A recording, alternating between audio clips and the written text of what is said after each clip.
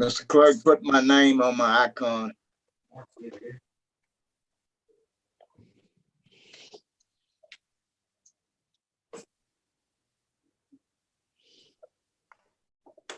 Mr. Clerk, put my name on the icon. Mr. Clerk, I believe we are live according to the parish's Facebook page. Thank you very much. So we are live. All right. Let's call this Caddo Parish regular meeting agenda to order, May 21st, 2020 at 3:32 p.m. Roll call, please. Hopkins, Present. Johnson, Jackson, Young, Here. Burrell, Here. Cawthorn, Present. Gage Watts, Calafaro, Here, sir. Atkins, Yes, sir, here. Chavez, Here, sir. Lazarus, Here. and Epperson. Yeah. We have a quorum. Thank you, Mr. Everson. Commissioners, we will have today's invocation by Commissioner Epperson, followed by the Pledge of Allegiance by Commissioner Ed Lazarus. Let us all pray. Special prayer regarding our veterans in conjunction with Memorial Day, which is upcoming. Oh God, our Heavenly Father, you have blessed us with brave men and women who are willing to defend our freedom. May your protection and grace surround them each day. Let your healing hand be upon those who suffer wounds and injuries. May those who have made the ultimate sacrifice rest forever in your holy presence. Comfort the families who mourn and are left to remember the precious lives of their loved ones. Help us to honor and support them. Let us ever be mindful of each sacrifice made on behalf of the American people by our sons, daughters, husbands, wives, mothers, fathers, and friends. Amen. Amen. Let's all stand for the pledge.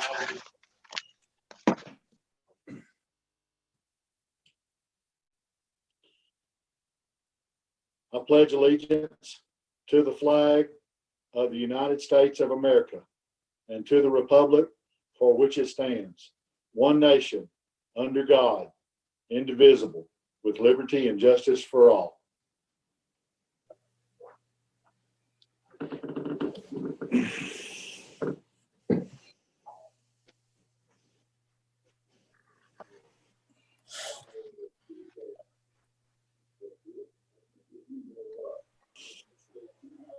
Mr. Everson, I didn't receive any agenda additions. We have none.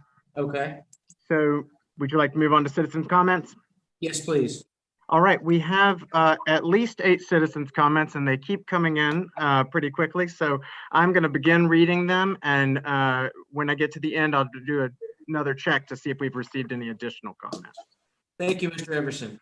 Okay, we're going to read them in the order they were received. The first comment comes from Mr. Melvin Smith, who said, "I am a homeowner in West Shreveport. The Caddo Alliance for Freedom does not speak for me.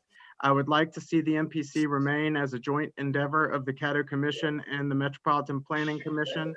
I am afraid that setting up another office will only create more layers of government waste and bureaucracy. The people who are upset about the commission and the MPC seem only concerned about how this will affect their property. I do not want trailers, rundown cars, tow trucks, chicken barns, horse stables, and God only knows what else next to my home. If you don't get anything right, for heaven's sake, I hope you all will get this issue right. Is the MPC perfect? Absolutely not, but I do not want my zoning and planning being determined by elected officials who live in Houma or Catahoula. I beg you all to come to the table and find a solution to this problem. No more government spending." And that's the end of that first comment. The second comment is from Miss Frances Young.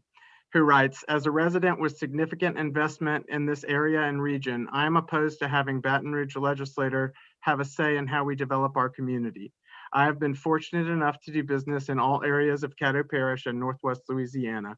I attended as many public meetings as I could and attended meeting hosted by Chamber of Commerce to resolve issues with the Unified Development Code.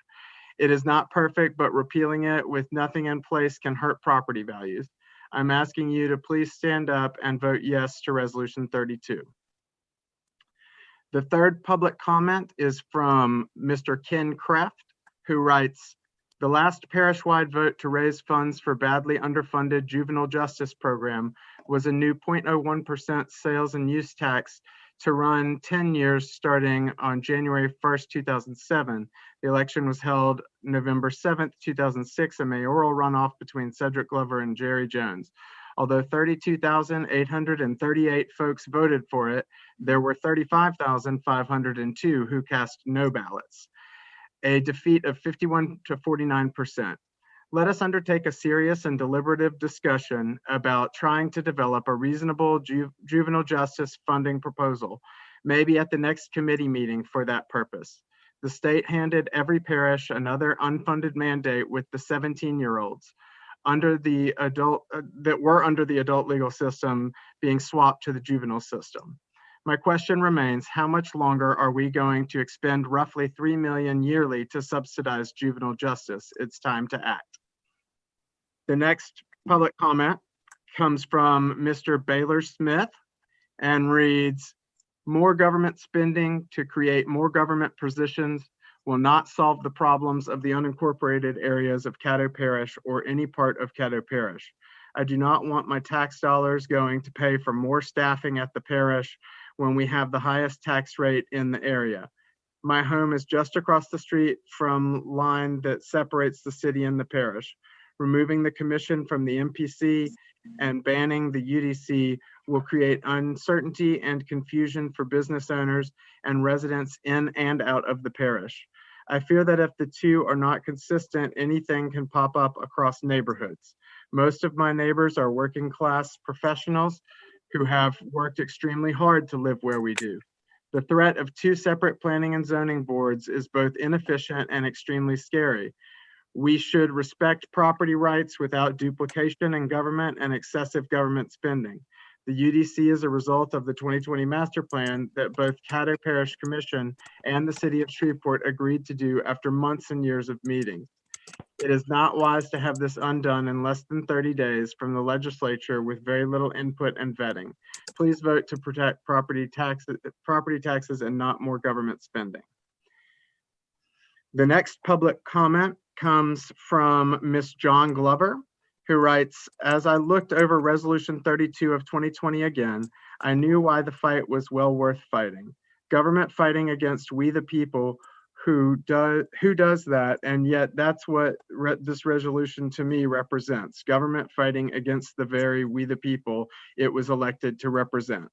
So I pray that the legislation, Resolution 32 of 2020, will gain no traction. In other words, no support, for it sends a clear and precise message, politics and no we the people being represented. The sixth public comment comes from Mrs. Virginia Evans, who writes, I live out in the city and the parish. I'm calling about House Bill 697.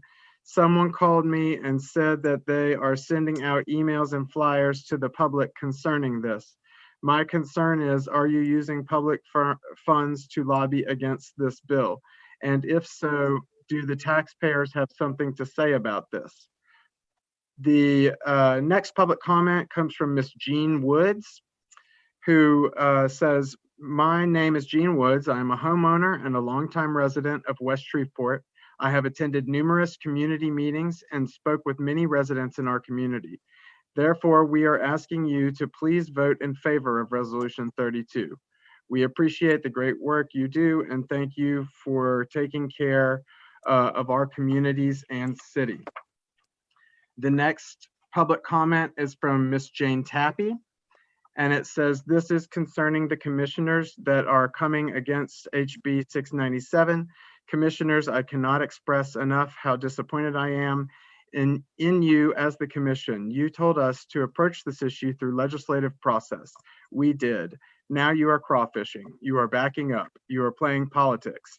You don't represent the people. You say you do, but you don't. You represent you.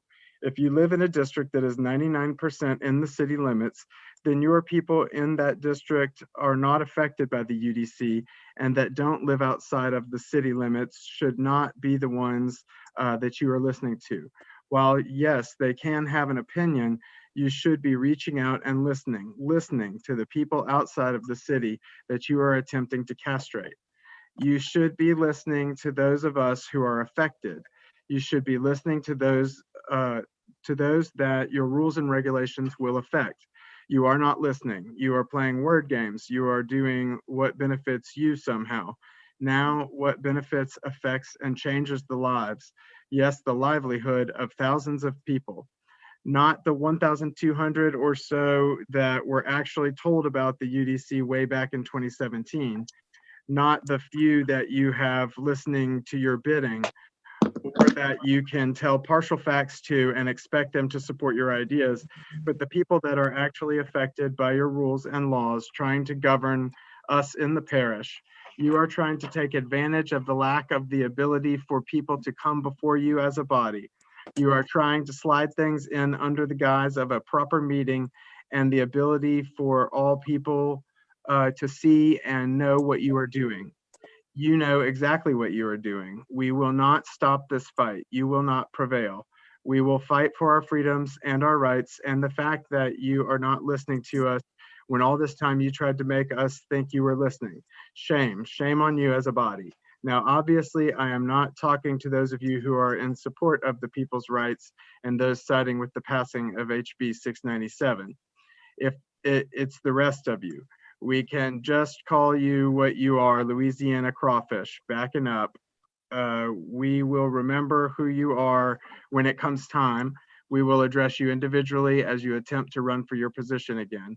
Who do you serve? Do you serve the people? I think that answer will be revealed today by your vote. The final public comment that I have, oh, I'm sorry, I have received more since I thought this was the last one, but the next public comment comes from Ms. Patricia Smith, who says Resolution 32 is nothing more than Mr. Jackson's attempt to say that the constituents of rural Caddo Parish are not smart enough to cooperate with their commissioner on these issues. This commission has had ample time to correct these issues. HB 697 will give the rural parish residents a voice, and any commissioner who votes with Mr. Jackson proves their loyalty. And one moment while I get the next, I have two more public comments.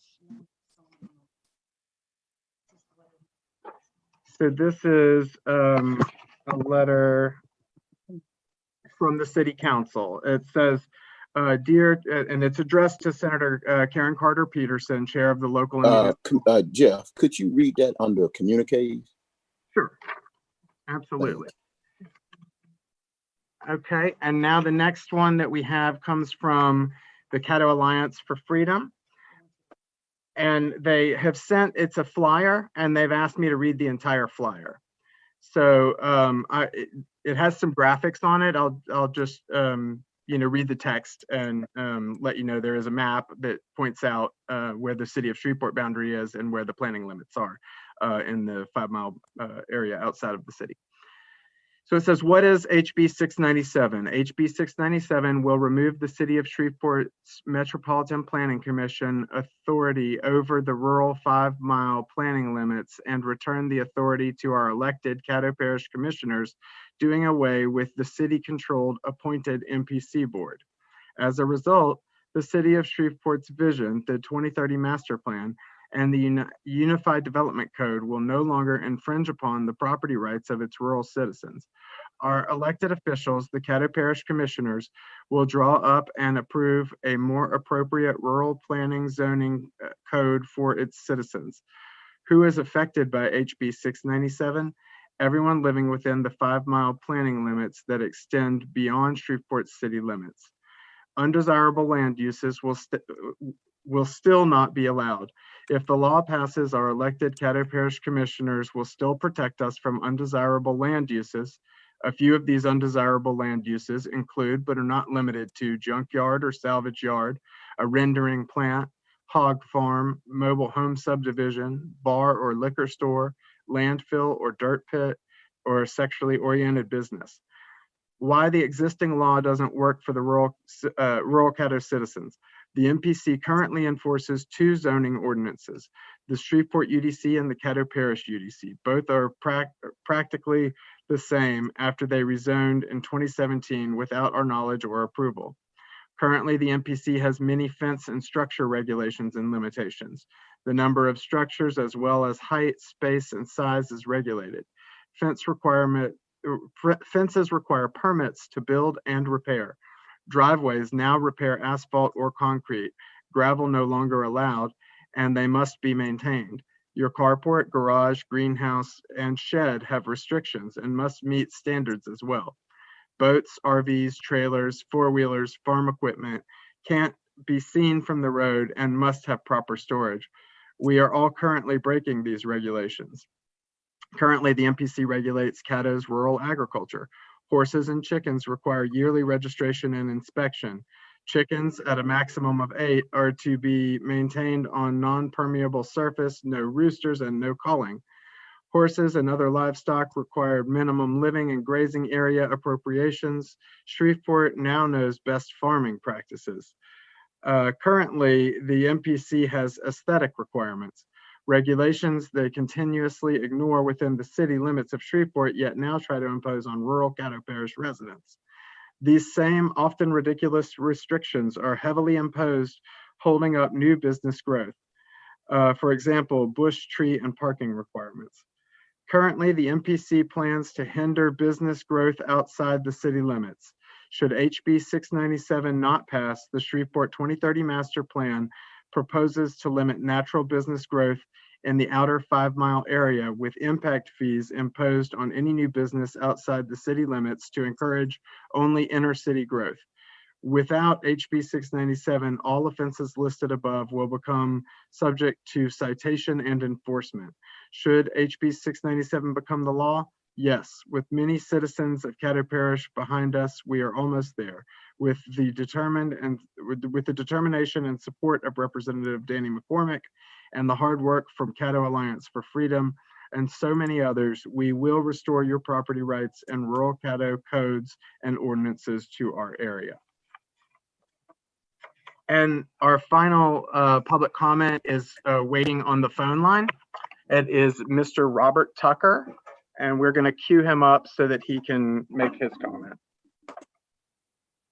Mr. Tucker? Okay, hold on one second. I'm going to put you on speaker, okay? I'm going to put you on speakerphone. Hold on one second, okay? 1 moment. Can you hear me, sir? Yes, ma'am. Okay, Mr. Tucker, go ahead and make your comment. This is Robert Tucker. I'm from West Shreveport. What else can I say after listening to that flyer that we read off? Not much left to say. We live in rural Caddo Parish. There's no reason for us to have those unjust laws put on us. We got tractors, we got boats, we got trailers, got all this stuff. If we work hard, we pay our taxes. And now you want us to build some kind of building to cover up everything we own. It's just not a good fit. And anybody that says it is has lost their mind. It just doesn't make sense to be putting this on us. If you go into the city of Shreveport, and you look at the condition of the city of Shreveport, who in the world thought it was a good idea to come out to the parish and start finding us? I just don't understand that. There are tens of thousands of violations in the city of Shreveport. And you're out here messing with us over light bulbs and trailers on our property where we have 18, 20 acres. I just don't get it. I don't understand why anybody would wake up in the morning and say, I think I'll do this to those good folks out there. I don't get it. I just don't understand it. I'm very confused with y'all. And the misrepresentation that is given to us by some of the parties up there telling us to go to the state, and then now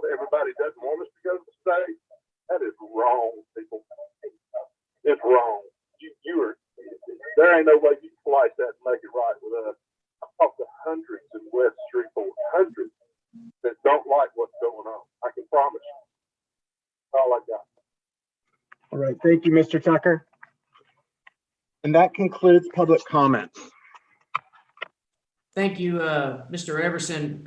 Citizens, we do have late arrival comments, so if you guys do want to speak or send in any information on any topics on the agenda, feel free to email your commissioner or call the commission clerk's office, and they can read them at the end of the agenda.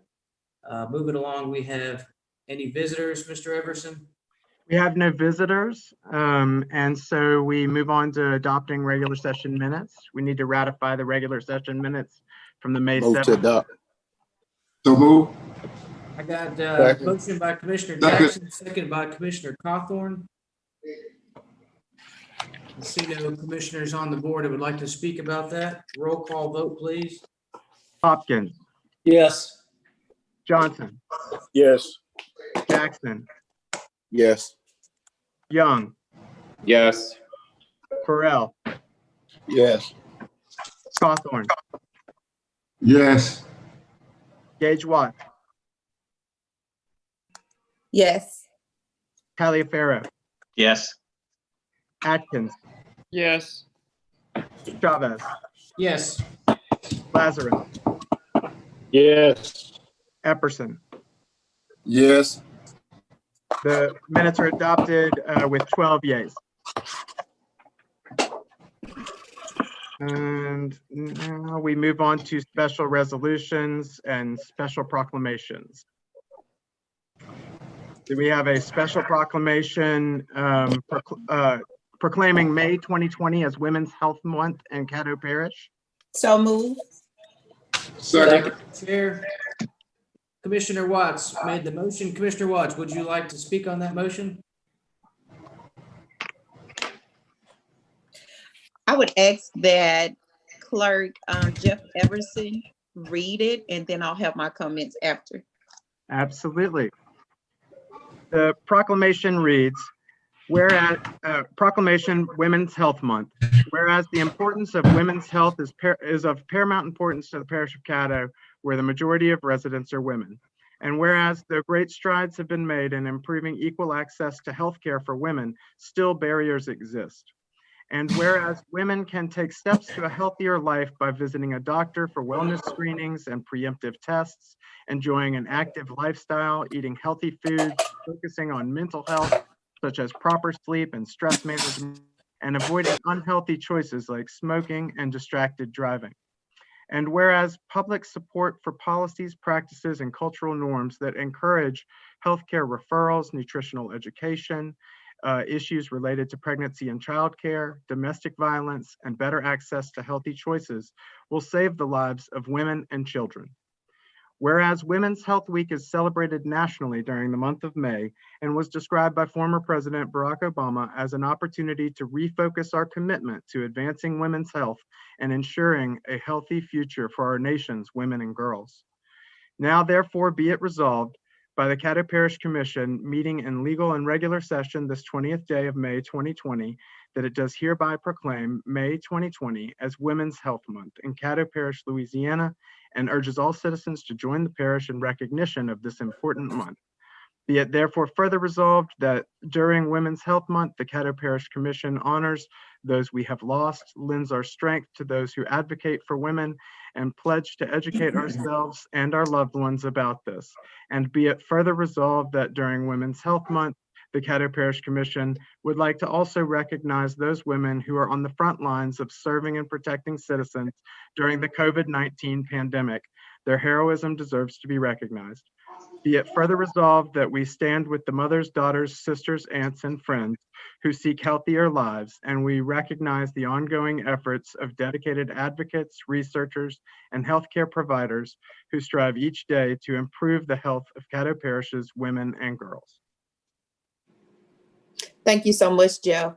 I just would like to add to that, to remind women everywhere that we are always so busy being the caregiver, the nurturer, and we found ourselves being teachers even during this pandemic, that we don't make ourselves priority.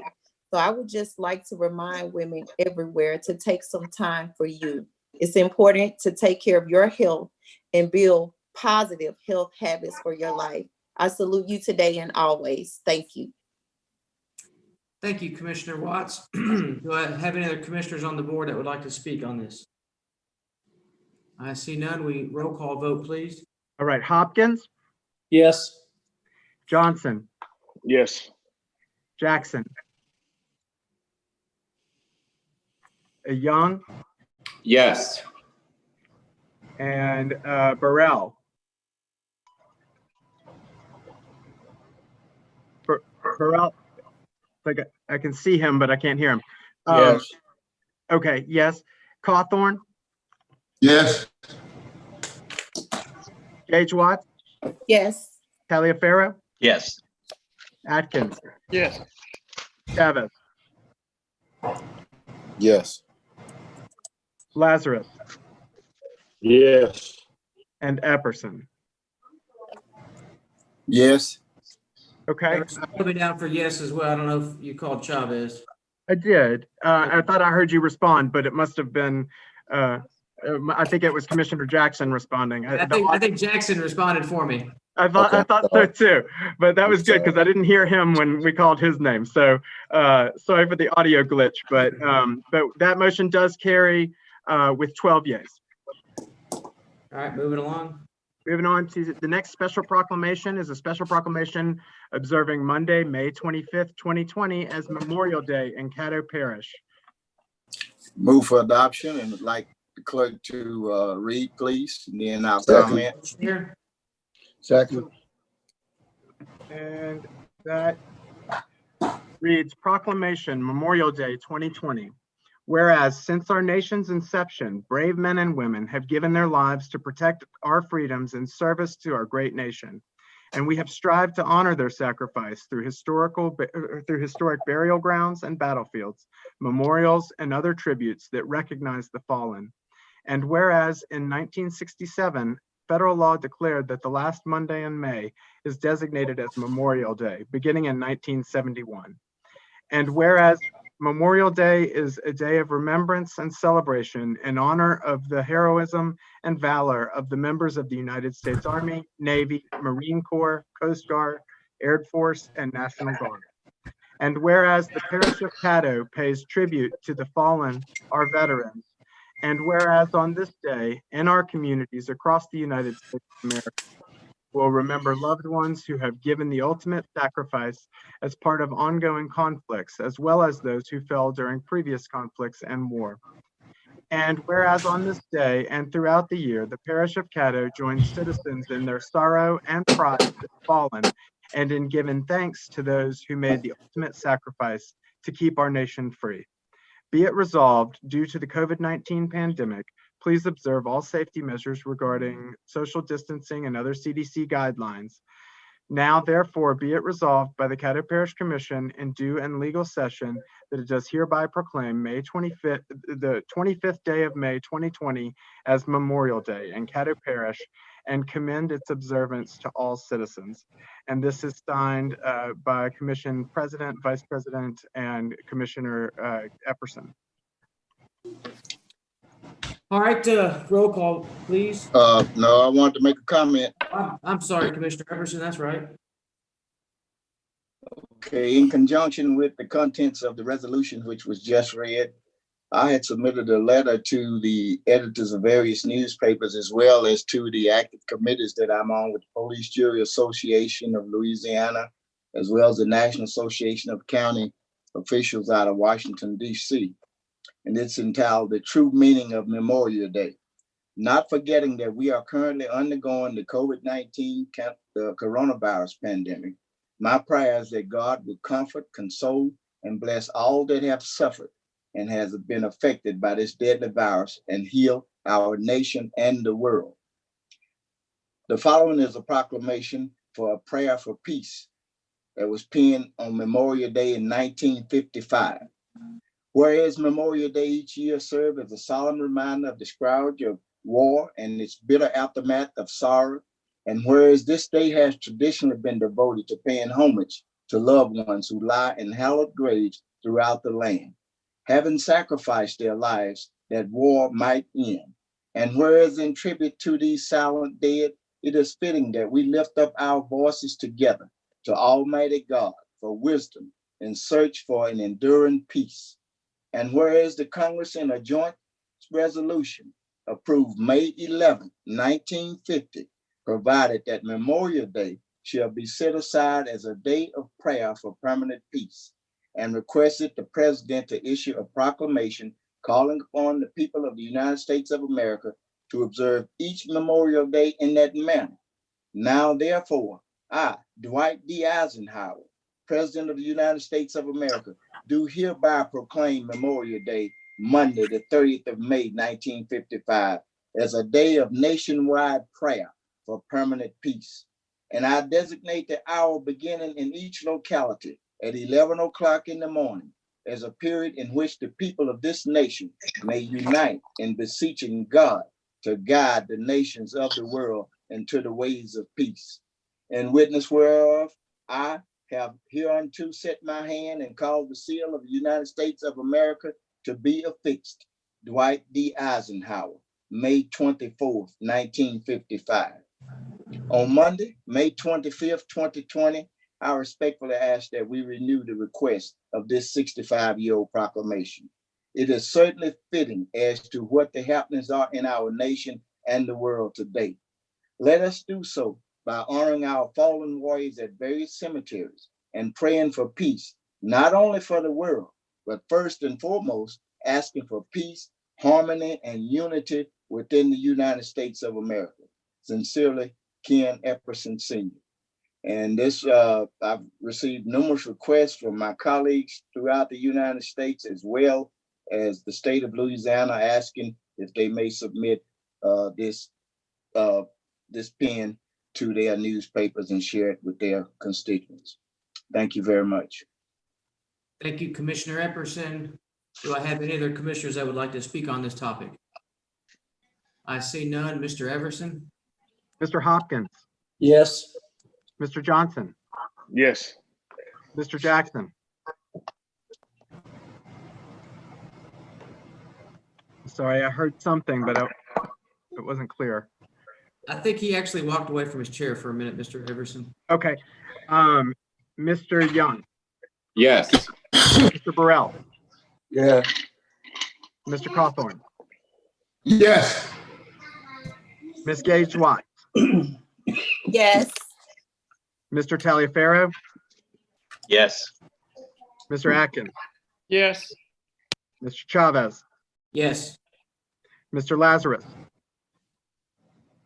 Yes. and Mr. Epperson. Yes. The motion passes with 11 yays and one out of the one away from the desk. One up. All right, we're moving on to communiques and committee reports. Administration response to information requests for commissioners. Commissioners, if you'd like to get on the board, go under the participations and place your name. Put Ken E down, Mr. Chair. All right. Dr. Wilson, do you have any responses from commissioners that you'd like to give before we go under communiques? Yes, sir. I've already emailed responses we received the last meeting on Monday to the commissioners individually, to include yourself, sir. Just want to let you know that the monthly financial for April 2020 was emailed to everyone today, and you should have that in your email. And that concludes my statement for the day. Thank you, Dr. Wilson. We'll start with Commissioner Epperson, and then LBJ, Burrell, and Watts. Yes, sir. Thank you, Mr. Chairman. This morning, I called a meeting at my home of members of the Veteran Celebration Committee, and we did observe our social distancing and the CDC and all of the mandates relative to the pandemic that we should follow in regards to ensuring our safety. Realizing the amount of oxygen that has been taken out of normal activity because of the COVID-19 pandemic, as I went through the last 2 weeks, basically sitting, watching news and listening to things. There was very little energy and very little press relative to Memorial Day. So there, and understandably so. However, we did want to make sure that we do not let the significance of Memorial Day fall under the crack. So we came together and we are going to send out through our social media contacts, all of our members, as well as our state and national organizations. And we're asking that all persons would decorate their mailboxes if they have them in red, white, and blue, be it ribbons, flowers, or flags in commemoration of Memorial Day. Also, we ask that all citizens will realizing you've been pent up in your homes and you're a little stir crazy, you want to get out, but let's not forget the significance of Memorial Day. It's not just about boating, barbecuing, drinking, picnicking, sales. It's about the sacrifices that was made by our fallen warriors and heroes throughout the wars of this great nation, even with the turmoil that's going on now in the Middle East. So let us all, if we would, contact our private, our public cemeteries. The Northwest Louisiana Veteran Cemetery gates never close. Practice your social distancing. We will not be having the massive ceremonies that we have normally recognize Memorial Day, even at Arlington National Cemetery and in Washington, D.C. The services will be virtual and very minimal amount of people. Go to va.gov and you'll see all of the virtual activities that's going on relative to Memorial Day, recognizing and honoring our veterans. So therefore, I thank you and I ask that each of you would do the same. Take a picture of your mailbox, share it with your friends in social media. I have some, and if you would like them, let me know and I will email them to you. Thank you. Thank you, Commissioner Everson, and likewise, thank you for your service to this great country. Commissioner Vice President LBJ. Yeah, I have a couple of things that I want to address. I know that the Personnel Policy Committee met Monday, and in the discussion, I heard a lot of things that the intent of the resolution did not mean to cover and wasn't going to cover, but it seemed that it was brought into. One was the deal with economic development, and when we have potential businesses that come in, that they sometimes come in and they want to be confidential to the utmost to try to make it more competitive. And so the intent of the resolution did not have anything to do with that. But if you want to include that into that, then basically every time we have one of those economic development scenarios, typically the Northwest Louisiana Economic Partners is involved, or there's some other entity that's involved. And that particular entity can, through the use of our NGO application, fill that out. If you want to go that route, they can fill that out and name it project, whatever it is. But that wasn't the intent of it. The intent was to make sure that when we do have requests from any agency, that it's a formal request. And what I mean by a formal request is that there is a letter with a letterhead with authorizing agents signing it, or they actually use our NGO application form, but not by email, not by text, or by a third party. Meaning that a person comes and say, well, this organization needs some money, and we never hear from the organization basically saying that they need the money. I think it follows being prudent with the taxpayers' dollars that we do it this way, that there is a paper trail from the very beginning and not just basically funding particular organizations that we feel that we should fund, as opposed to some other ones that would try to do the same funding, but at the same time, you'll send them through the ringer and they won't get a dime. So I want to make things consistent and as transparent as possible. And I think that if we enact that, take it out of the committee, since it went to committee, get it out of the committee, or I can bring it back on the floor with the amendments that I'm talking about and give you more detailed information to make it clear to what I was actually talking about, then I think that should pass. The other one is, this goes to administration. I've heard recently that Bentley Steel was laying off employees, and I know that they got some tax incentives. So are we looking to get some of that money back since they don't have that same employment that they had? Commissioner Johnson, we'll have to research that. They did mail a letter to the unit saying because of the current situation with the COVID, they couldn't get supplies to continue their production, and that they had to furlough employees off for a period of time. But I think it's their intention to bring them back once things go back to normal. But we can look at what you're saying, but that's the reason why. Point of information, Mr. Chairman. Did I answer your question, sir? I think you need to research that. Yes, sir, I will. Commissioner Burrell, is that, you have a point of clarification for Dr. Wilson or for Commissioner Johnson? No, Listen, I couldn't hear none of that. That was kind of choppy. So I don't know if everybody else heard it, but sound like we'll either talk offline or basically. That's all I had, Mr. President. Okay, that's fine. Mr. President? Is that Commissioner Epperson?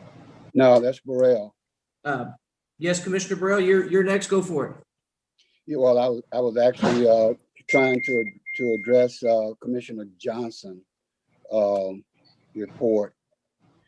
My question was, Mr. Chairman, well, again, are these jobs that we're losing at Bentler is just a result again of COVID, or these permanent downsizing of jobs? Sir, Commissioner Chavez, this is, as my understanding, this is a temporary situation, sir. Okay. Thank you, Okay, Dr. Wilson. And when you get the information to respond to Commissioner Johnson in regards to the tax incentives, will you shoot that info over to Commissioner Burrell? Yes, sir. We'll send Okay. everybody. Thank you, Dr. Wilson. Commissioner Burrell, under communiques, go ahead. I just have a couple of things, Mr. Chairman. I'm not sure whether this fit in at this time. I had received a letter from, well, I made a request, I believe, during the work session to get a report of some kind from the mobile testing unit. And I didn't know, I wasn't clear with Commissioner Jackson as to whether or not somebody was supposed to be in our meeting today to address those issues. I did put some questions in an email so that they wouldn't have to ramble or either second guess what I was asking for. I'm not sure if we're going to get that information today or will that be later. The second thing that I have is, again, on Memorial Day, in addition to those fallen veterans, in which Ken does an excellent job in bringing forth and making us recognize the importance of our fallen veterans to our freedom.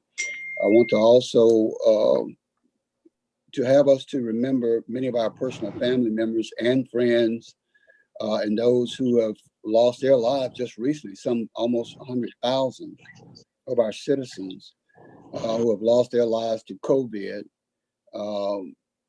in many cases because of no fault of their own, and to remember them during this time too of Memorial Day from this invisible enemy. So those are the two things that I wanted to address, Mr. Chairman. Thank you. Thank you, Commissioner Burrell. We'll move along to Commissioner. Mr. Chairman, may Yes, I sir. have, if I may interject, I have some questions also relative to the testing and basically what I've done. And I mean, whatever we'd like to do, I will put mine in writing and address it to the administrator and have the administrator put it in writing to the principals at LSU Health and have them to respond back in writing. And hopefully if Mr. Burrell's emails we could all do the same, and we'll have that compiled from the administration, and we will get written correspondence back directly from the principals at LSU Arsenal.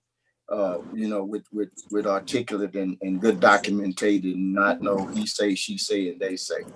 And I was going to ask the administration if they could get that letter off relative to my concerns by tomorrow, and give them a suspense date of having us some information back in writing, a reply by next Thursday week, the 28th.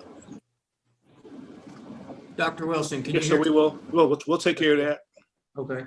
And Commissioner Burrow, would you be okay with Dr. Wilson sending your letter coupled with Commissioner Epperson's to gather that information?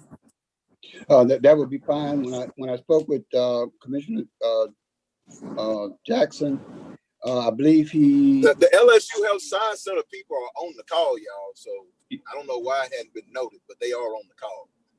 Now, you said on this call here or just email? Yeah, they're on the call. They're Oh, on the yes, Zoom sir. meeting right here. I see Yeah, they're on Dr. the call. Mr. Winberg right here. Happy to answer any questions. Dr. you may Kevin? have, sir. Yes. Mr. Chairman, may I have a point of information? Yes, sir, Commissioner Epperson. Mr. Chairman, I thought if we had someone that was going to be to discuss an issue, that it had to be put on the agenda, and we formally had them listed. I think we've articulated what we need to do. We put it in a letter form in black and white, instead of being here prolonged with, he say, she say, and they say. Commissioner I'm Epperson, good. I think you're that would be the correct. way to handle that. That's generally the way that we do that. You're correct, Commissioner. We had no visitors set on the agenda, and we have no agenda items for discussion of specific topics. So Dr. Wilson will comply with your request and couple Commissioner Burrell's and send that information. Commissioner Jackson, I have you on the board after Commissioner Hopkins, and next we will have Commissioner Watts. Yes, I just wanted to know that the team from the medical school is on the line. Now, whether we send them a letter, either way, it doesn't matter to me. I was asked that they be available today up on final passage. So here they are today. They are available if there are any questions when we get down to that particular item. So whether it's a letter or whether it's somebody asking a question here on the record, to me, it doesn't matter. They're here. Gotcha. Thank you, Commissioner Jackson, and thank you, Dr. Kevel, and for being on the call. Commissioner Watts. Thank you, Mr. President. First of all, I would like to say congratulations to the class of 2020.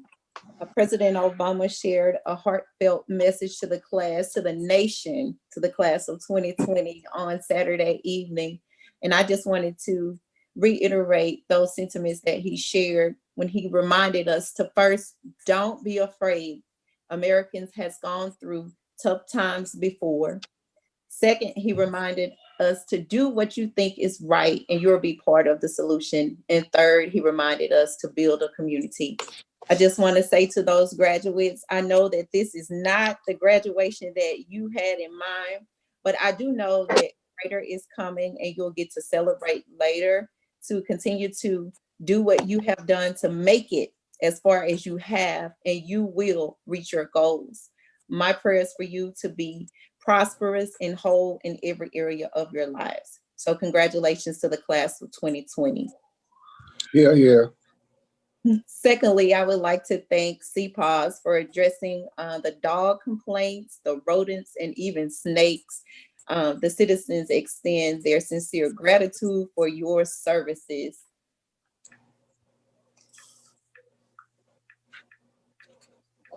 I want to address something that we probably received by an email, and I want to say I think that we should always be mindful of what we say in an email and the tone that we use. Often, sometimes when we send emails, we don't realize that we can come off as screaming or yelling. And I want to say that during this pandemic, that the Juvenile Detention Center has remained steady and controlled. Contrary to the email that I received today on a public email account, that included juveniles' personal information. There's apparently some communication deficits, while the day before was the very first time that the numbers escalated, with the majority of the overflow belonging to other entities. Juvenile Justice Committee had scheduled meetings with Judge Ree Casey Jones, Director Clay Walker, and the staff before the pandemic, and we will reconvene when it becomes safe during phase 2 of this pandemic. We are not out of the woods. It is not over with. But as leaders, we should always remember what we consider a priority, especially during a pandemic.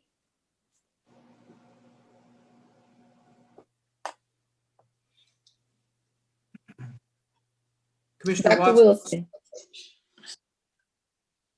go ahead. Dr. Wilson, Ma'am. Yes, ma'am. are you aware of, or have we gotten any correspondence from Director Clay Walker about having overcrowded juvenile detention center? No, ma'am, haven't got any correspondence. We did have a staff meeting Monday morning, and Clay told us what the census was at the shelter. I mean, at the detention center, and we did have a large number of kids at that time, but I don't believe we were overcrowded at that moment. Okay, so it was just a reaction to a one-day situation. Yes, ma'am. Apparently. Usually we have not been at capacity. We did reach capacity on Monday over the weekend. Okay, but those other entities that those juveniles should have been in has been contacted and their problem has been resolved? I need to follow up and see if OJJ have moved their kids yet. But some of those kids the reason why we're over the limit, at the limit, because we have some OJJ youngsters as well. So once they move them out, then we'll be back below the maximum limit that we should have in the facility.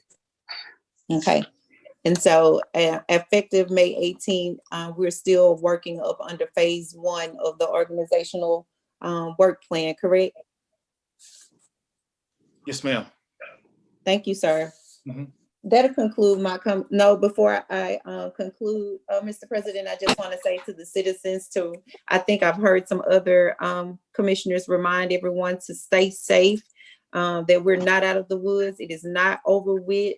I know that this is our 3rd holiday that we are going into during this pandemic, and it can seem enticing to get out and to do something, but whatever you do, just remember to stay safe, wear your mask, wash your hands, and practice social distancing.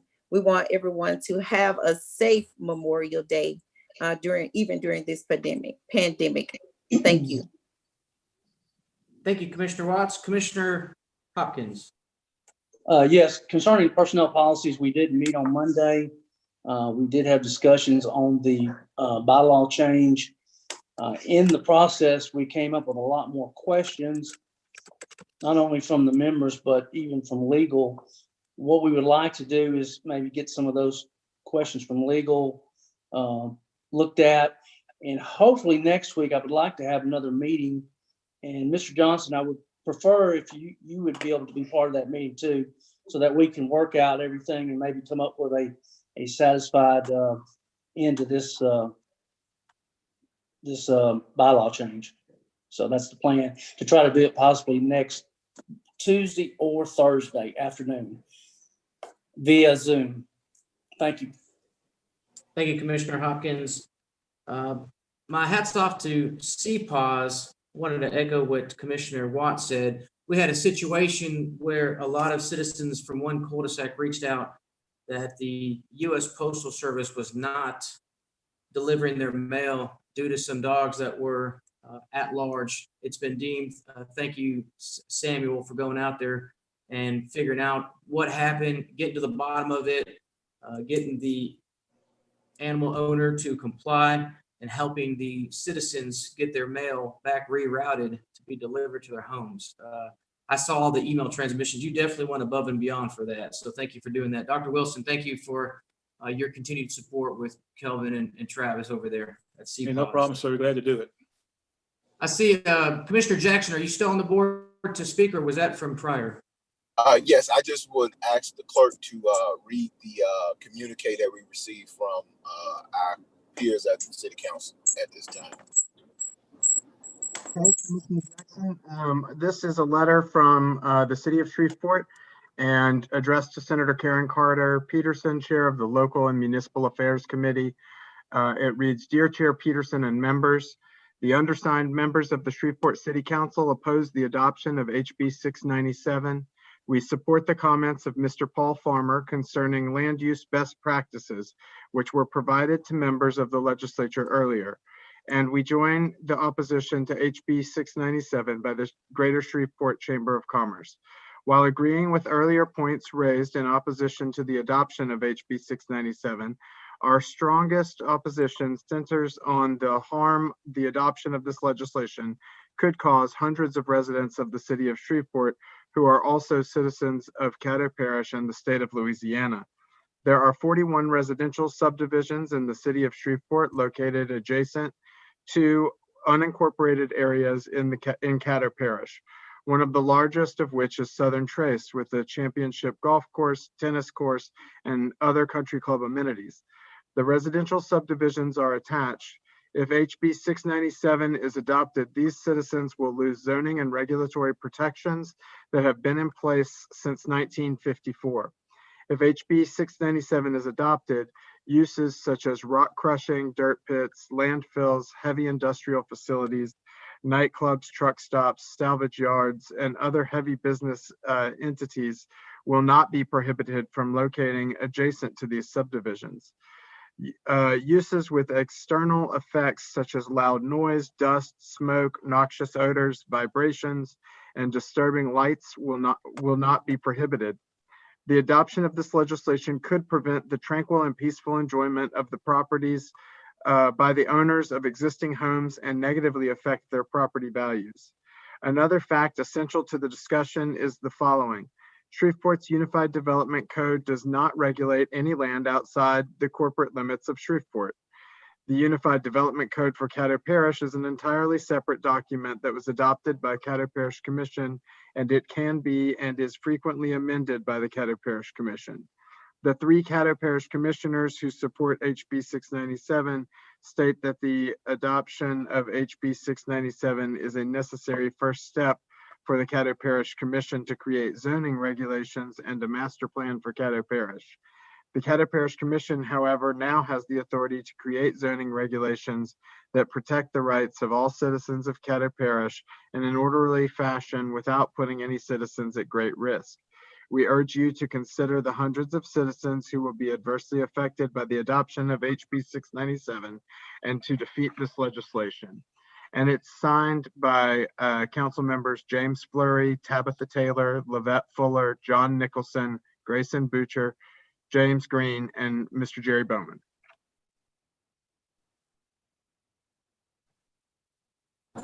Thank you, Mr. Clerk. All right, Commissioner Jackson, is that all? Yes, there are a list of residential neighborhoods. That letter was sent out to everybody. I don't know if we want to take the time to, I don't know if it's needed, but that list of all of those residential neighborhoods are there for you to see in your email addresses. All right, I see no other commissioners on the boards under communiques. Mr. President, at this time, I'd like to just make sure that everyone knows that the certificate of teleconference is attached. Thank you, Mr. Everson. Now we move on to the president's report. All right, President's reports. To the citizens, we've had many debates about the MPC and the UDC, the 5-mile planning area, and the rights and restrictions of the Caddo Parish Commission. Today, we'll be voting on Resolution 32, urging the state legislature to vote against House Bill 697. The title of this bill sounds very user-friendly on the side of my constituents, especially the part that says to allow local planning and zoning issues to be resolved by local governing entities and opposing legislation to the contrary. However, unfortunately, as I have learned after 5 years in politics, the fancy words don't always sum up the intent of the actual meaning of the specific piece of legislation we may be voting on that specific day. As I go over House Bill 697 in the digest section, which helps cut through all the legal terms and identify the summary of the bill, these can be found on pages 25 through 27, and they identify current law and proposed law. There's really only two proposed laws that I see that stick out to me to be the change within House Bill 697, besides how the MPC setup is arranged. Those two sections state, removes the territory of Caddo Parish from the jurisdiction of the Shreveport Metropolitan Planning Commission and restricts the master plan to areas inside the city limits of Shreveport. Now, we have some new commissioners that have just recently come on the commission, so they were not privy to the endless hours of town hall meetings we have attended and the many meetings citizens came down in front of us protesting the MPC and the UDC. Before I give a recap of those meetings, I would like to first start off by saying the current MPC director, Alan Clark, has inherited this huge fiasco we call the UDC and has been more receptive and patient than I think most any citizen would have been. And I am thankful he has not given up and walked out on us yet. I also understand in politics, besides having to figure out the true meaning of words, you also find yourself working together with many people you'd rather not or deal with getting accused, cussed out, and or yelled at for things you had no part in setting up. My hat's off to you, Mr. Clark, and regardless of Resolution 32 or House Bill 697, I want you to know, I know how hard you and your team have worked to fix this issue, and whatever the outcome, I know we will still need you and your team to perform some duties to help the parish with zoning, because there isn't another local zoning entity we can go hire, and I applaud you for all the work you have done and are willing to continue to do. Today, we will hear a lot of information on both HB 697 and Resolution 32. I want to give my personal opinion as I witnessed the countless citizens that have come to me to address their desire to live freely their rural life. We will probably hear conversations today about chicken coops and driveways, trailers and home-based businesses. We will also hear about unequal representation. There is currently 9 MPC board members. All members live in the city except one. So to that argument, yes, they are extremely unequally represented, and I have a feeling that member will most likely get outvoted many times. I applaud her for offering up her service to the parish. We will hear arguments for and against both resolutions. I can say the amount of face-to-face comments and emails from citizens in the parish wishing to be out of the control of the MPC outside of the city border has far outweighed any requesting to keep it. Matter of fact, I think only within the last 3 days have I received any emails to the contrary. I know we will hear a lot of info on cost analysis and budgeting that we may or may not save $50,000 a year if we do one thing or the other. But my stance is rock solid on this. I have heard from enough individuals over the last 2 years to know they demand their property rights and do not want government telling them what to do with their land. What that looks like going forward will obviously depend on House Bill 697. However, I hope everyone on this meeting understands it's our job to work together to give the people what they want. We are given our power by the people, and in turn, we are elected to serve the people. That concludes my president's report, Mr. Everson.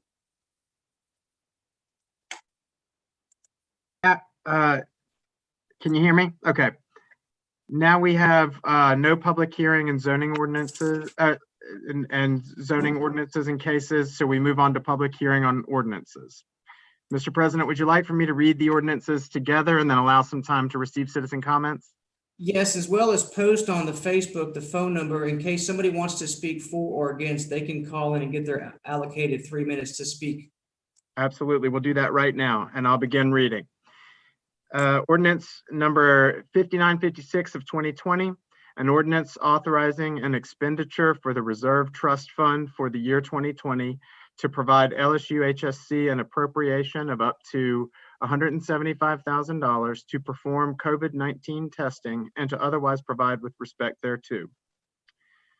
The next one is ordinance number 5957 of 2020, an ordinance amending the budget of estimated revenues and expenditures for the Economic Development Fund to provide an appropriation for Project Grace and to otherwise provide with respect thereto. The next one is ordinance number 5958 of 2020, An ordinance amending the budget of estimated revenues and expenditures for the Economic Development Fund to provide an appropriation for Southern University and to otherwise provide with respect thereto.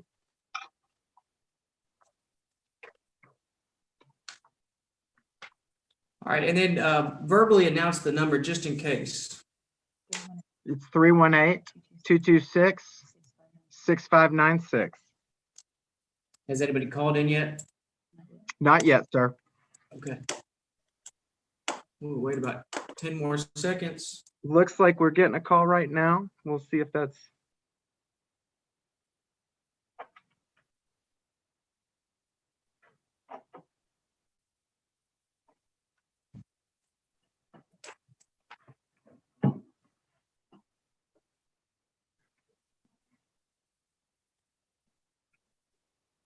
Mr. President. Is that Commissioner Johnson? Yes. Are we on the first ordinance or are we doing all of the ordinances? And in the public hearing, are we doing for and against? How are we doing this? Yes, Commissioner, we're going to allow whoever calls in to speak either for or against it, because we don't have a hunt group queue where we can stick some in one and some in the other and hear them in order. So we're just going to allow whomever calls in to speak either for or against whichever one they're calling about. And okay. I just wanted to know because it's a little different from what we've been doing.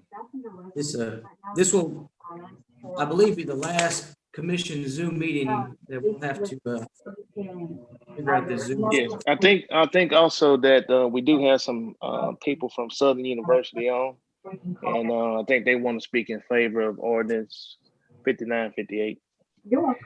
And commissioners, the phone call that we had online to speak, turns out that they are going to be a public comment for the late arrivals section. Okay, thank you, Mr. Everson. Commissioner Johnson, we'll go ahead and let them speak for at this time since we have them on the Zoom meeting. Good afternoon. Can you all hear me? Yes, sir. Good afternoon, Mr. Ellis.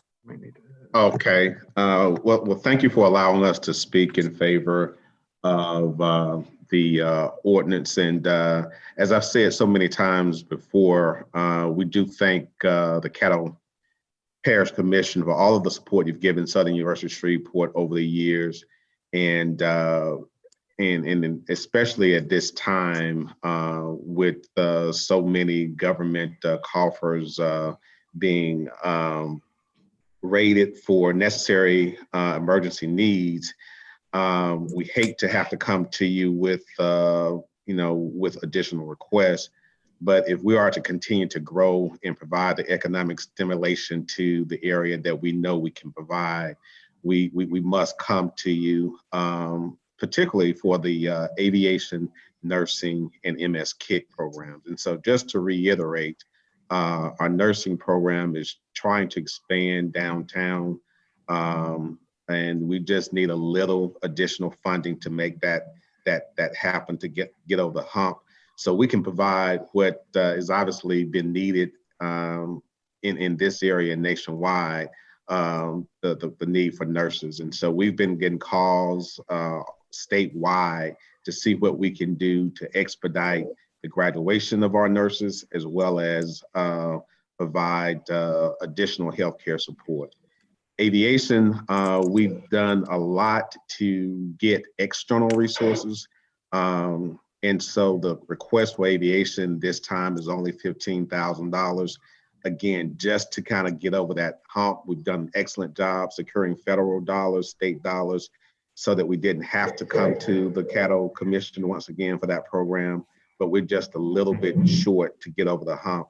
And then obviously, as you've seen with the MS KIC program, it's not only an opportunity to infuse entrepreneurship with so many of our micro businesses, it's also an opportunity to give back to the community, in which Ms. Janice Sneed and Darren Dixon and many of the staff at Susla have been championing to provide free meals for those in that area.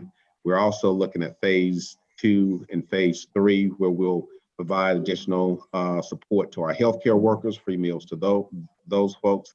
That's to come. as well as trying to do what we can to ensure that the restaurant owners, the culinary arts professionals, caterers and whatsoever have the financial stability to get through this pandemic, but also to excel beyond it. So we definitely come to you with a request for positive approval on that ordinance. Thank you so much for allowing me to be here today. Thank you, Mr. Ellis. I thought I saw Ms. Sneed. Is she on here? Yes, I'm on the line. Did you want to speak, Ms. Sneed? Dr. Ellis did a great job of summarizing our request. He did. Thank you, Ms. Sneed. Thank you. I see Commissioner Burrell. Thank you, Mr. President. I know the last time we addressed this issue, there was a request for a certain amount for Southern University. And since I've heard Dr. Ellis say that there's been a reduction in certain areas like the aerospace program, I think down to 15,000. Can you update us on what the request is now? Commissioner Burrell, is that question addressed to the chair or to Mr. Ellis? Well, it's my understanding that I'm supposed to address all my questions to the You're chair. correct. However, can we save this question till we move down to the actual item? This is under the public hearings on ordinance. This is for the citizens to either speak for or against. That'll be fine, Mr. Chairman. Okay, thank you, Commissioner Burrell. Yeah. Mr. Everson, did you have anybody else calling to speak either for or against any of the public hearings? We do have one more request to speak for the ordinance number 5957, and that's Scott Martinez, who's on the line. Okay, go ahead, Mr. Martinez. Good afternoon, Commission. Thank you so much for this opportunity this afternoon. We've discussed Project Grace of the Economic Development Committee as well as an earlier work session. This is a call center contemplating Shreveport, and Shreveport is in competition with a community in Texas. This incentive will allow the creation of up to 400 jobs in the city of Shreveport in Caddo Parish. And the lease is being negotiated. It's my understanding from a very recent conversation that they hope to gain occupancy into the space July 1 and become operational August 1 of 2020. So I want to give you all that update. We've also had conversations with the Industrial Development Board, as you know, to provide some supplemental funding to the parish. And I think those discussions went well with them. But just certainly wanted to let y'all know that I'm in support of it. And I typically give my name and address of Scott Martinez, 225 Wingfoot Drive, Shreveport, Louisiana. District 10. Thank you, Mr. Martinez. All right, I see no other people on the board. Mr. Everson, moving on. That closes the public hearing on ordinances. We have no zoning ordinances for final passage, so we move on to ordinances for final passage. Ordinance number 5956 of 2020, an ordinance authorizing an expenditure for the Reserve Trust Fund for the year 2020 and to provide LSU HSC an appropriation of up to $175,000. Move to adopt. Second. I got motion by Commissioner Epperson, second by Commissioner Atkins. Mr. Epperson, would you like to speak on that motion? Jackson. Oh, I'm sorry, Commissioner Jackson. Would you like to speak on that? No, sir. Okay. I show Commissioner Johnson on the board. Yes, sir, Mr. President. I'd like to englobo and adopt ordinance 5956, 5957, 5958. Second. All right, got in global and adopt Commissioner Johnson and second by Commissioner Epperson. Commissioner Johnson. Burrell, look, you have to get your folks straight. I know we got all those sound, sexy voices. I know we all sound alike. I won't get into the other issues. Got you. I got you, Commissioner Burrell. Commissioner Johnson, go ahead. Yeah, I think all three ordinances deserve funding. I wasn't in favor of the funding on the LSU mobile testing on that dollar amount. But I feel that if we're going to give LSU some money, then we also should give Southern some money as well. And we also should be bringing in those jobs for the call center, or trying to get those jobs for the call center. Our area needs as many jobs opportunities as it can get with the current layoffs that's happening with the current companies that we have here. So that's why I engloboed and wanted to adopt all three at the same time.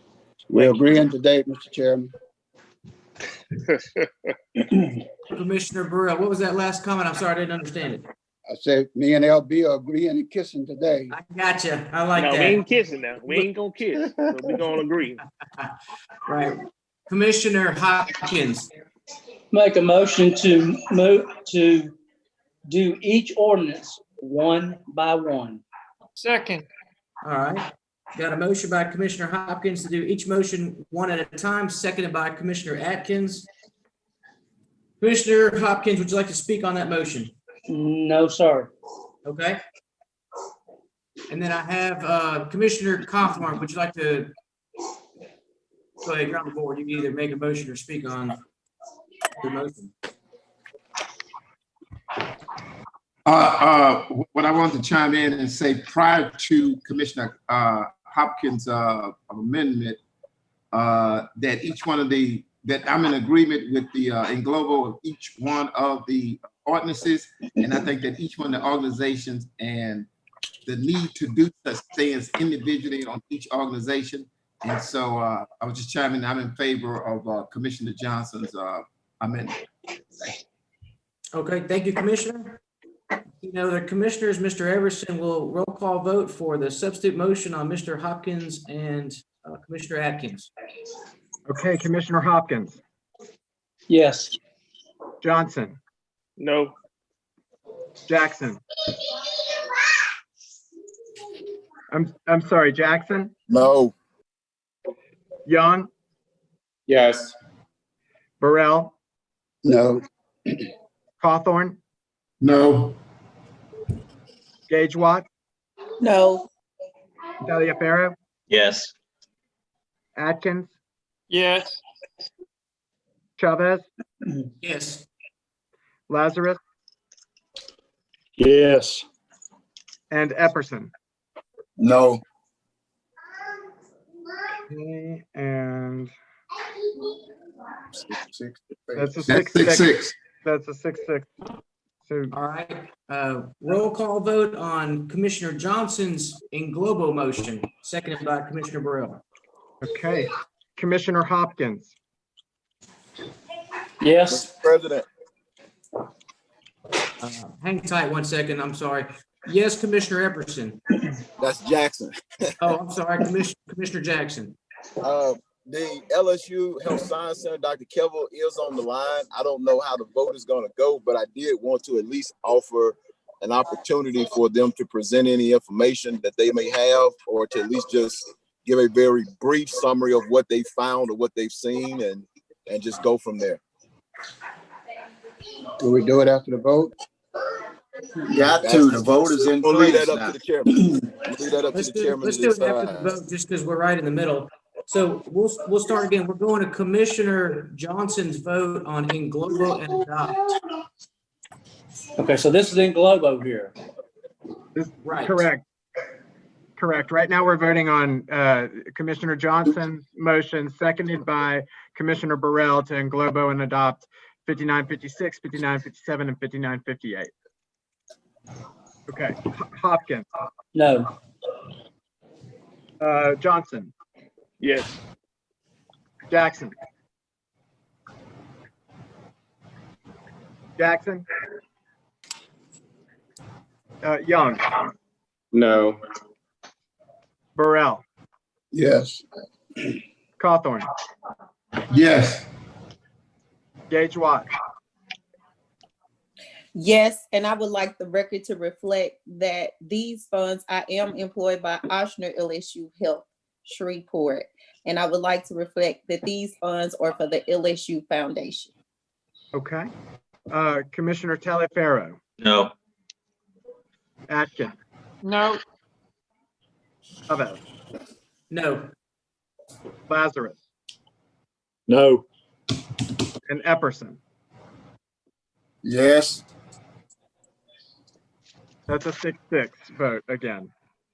All right, so looks like we're voting on one at a time. So- Wait, one second. I'm sorry. I just want to make sure. Yes, sir, Commissioner. I'd like to vote no at this time. Okay. Mr. President, Yes, sir, Commissioner. I'd like to make a motion to reconsider the vote and take these issues one item at a time. Mr. President, that's what you're gonna have to do anyway, because it failed. Right, Commissioner, the Englobo and Adopt failed, so we're back to. Oh, okay. I'm time, sorry. Well, I'm sorry. Well, they put me as a yes on the Englobo. I'm sorry. I missed that. I'm sorry. Okay. Commissioner Jackson would like to be yes on that Englobo. So it does fail, and we will take each one at a time. Ordinance 5956. So we're back to the original motion by Commissioner Jackson, seconded by Atkins, to adopt 5956. Commissioner Jackson would like to make a motion on this? Yes, I made the motion. I think Commissioner Atkins seconded. The motion is Okay, there. let's vote. Okay, Hopkins. Commissioner Hopkins? Okay. Yes. Okay. Johnson, No. Jackson, Yes. Young, Yes. Burrell, Yes. Cawthorn. As a point of reference, this is ordinance 5956. Correct. Yes. H. Watt, Yes. Taliaferro, Yes. Atkins, Yes. Chavez, Yes. Lazarus, Yes. Epperson. Yes. Okay, motion passes with 11 for and 1 against. The next ordinance is ordinance number 5957 of 2020, an ordinance Move. amending the. Move for adoption. Second. Second. All right, that motion to adopt by Commissioner Epperson, a second by Commissioner Atkins. Commissioner Epperson, would you like to speak on that motion? Just like to mention, I think the IDB board met on Thursday week. And I believe they voted favorable to back us up on that 300,000. So we won't have any problems there. Thank you. Thank you, Commissioner Epperson. No other commissioners on the board? Okay. Mr. Everson? Roll call vote. Commissioner Hopkins, Yes. Johnson, Yes. Jackson, Yes. Young, Commissioner Young. Yes. Okay. Commissioner Burrell, Yes. Commissioner Cawthorn, Yes. Commissioner Gage Watt, Yes. Commissioner Taliaferro, Yes. Atkin, Yes. Commissioner Chavez, Yes. Commissioner Lazarus, Yes. and Commissioner Epperson. Yes. Motion carries with 12-4. And the next ordinance is ordinance number 5958 of 2020, an ordinance amending the budget of estimated revenues and expenditures for the Economic Development Fund to provide an appropriation. Move to adopt. Second by Epperson. That Commissioner Johnson made the motion to adopt. Who was that second? Epperson. Epperson. All right, Commissioner Johnson. Would you like to speak on that Discussion? motion? Yes, now we just had a vote on 5956 of 11-1 to approve funding for LSU. And now it's time to approve funding for Southern. And I would like to see the same vote, even 12-0. And if we do that, then somebody can reconsider and I can reconsider my vote on the first one. Mr. All Chairman, right, well, let's vote. Mr. Chairman, Yes, sir, Commissioner Burrell. you're in discussion, right? Yes, sir. Okay. I asked a question before, that there seems to have been a reduction in the amount that was requested for Southern University. I remember Commissioner Atkins, he was concerned about the amount at early on when we discussed this, and now it appears that it has reduced. I would like to know what is the reduction. Commissioner Jackson, do you have the answer I to can that? answer that. I can answer that. Okay, go ahead, Commissioner Johnson. For nursing program, it's $100,000. For aviation, it's $15,000, and for MS Kick, it's $25,000. Amen.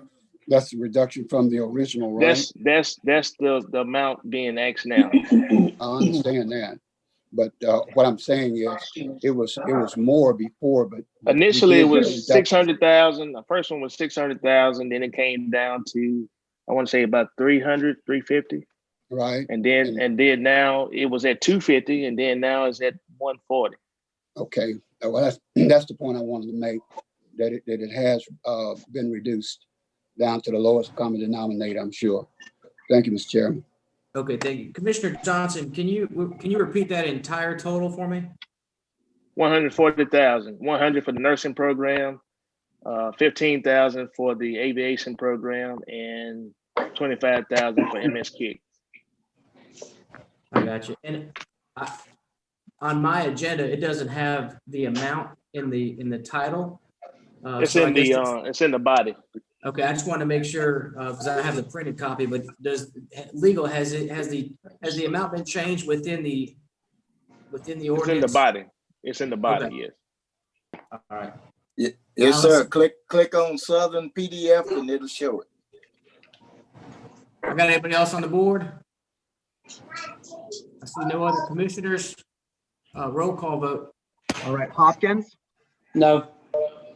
Johnson, Yes.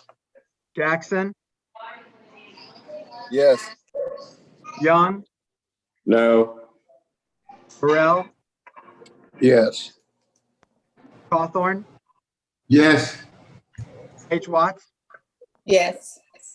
Taliaferro, No. Atkins, Commissioner Atkins, No. Commissioner Chavez, No. Lazarus, No. and Epperson. Yes. Okay, motion does not carry. It's a 6-6 vote. Moving on to zoning ordinance. We have no zoning ordinances for introduction by title or ordinances for introduction by title. We can then move on to ratifying the work session minutes. Motion by the chair. Can I get a So second? move. Second. Chair makes the motion, seconded by Commissioner Cawthorn. Thank you. Roll call vote, please. Hopkins, Yes. Johnson, Yes. Jackson, Yes. Young, Yes. Burrell, Yes. Cawthorn, Yes. H. Watts, Yes. Taliaferro, Yes. Atkins, Yes. Chavez, Yes. Lazarus, Yes. and Epperson. Yes. The minutes are ratified with a 12 in support. So let's see. Okay, resolutions is where we are now.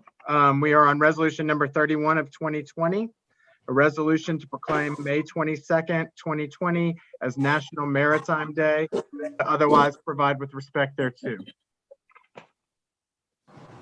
Move to adopt. Second. All right. Adopted by Commissioner Jackson and seconded by Commissioner Taliaferro. Commissioner Jackson, would you like to speak on it? No, sir. All right. Commissioner I see no other commissioners on the board. Please vote. Okay, Hopkins, Yes. Johnson, Yes. Jackson, Yes. Young, Yes. Burrell, Yes. Cawthorn, Yes. Gage Watt, Yes. Taliaferro. I heard a yes. If that's not right, correct me. Commissioner Atkins, Yes. Chavez, Yes. Lazarus, Yes. Epperson. Yes. All right, that motion carries unanimously. And the next resolution is resolution number 32 of 2020, a resolution urging and requesting the Louisiana legislature to allow local planning and zoning issues Move be to resolved. adopt. Motion to adopt by Commissioner Jackson. Second. Who's the second? I Commissioner. did. All right. Commissioner Jackson, would you like to speak on your motion? Not at this particular time. Okay. I see no other commissioners on the board.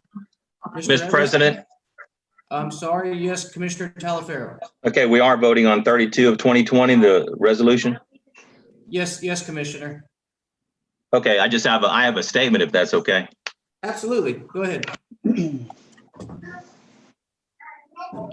Ben Franklin said, justice will not be served until those who are unaffected are as outraged as those who are.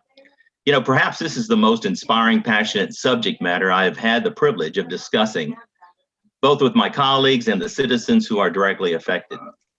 I observe the process of exchanging ideas through respectful dialogue and the civil expression of differences of opinion to achieve a better understanding of the lifestyle and the needs of our rural constituents.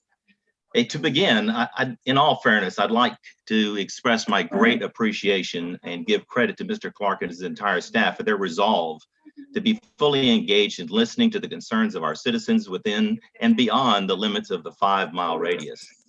Their total engagement in this process, listening to their fellow citizens, recognizing the unfairness of the current UDC to our rural residents, and their willingness to resolve those issues of concern are commendable.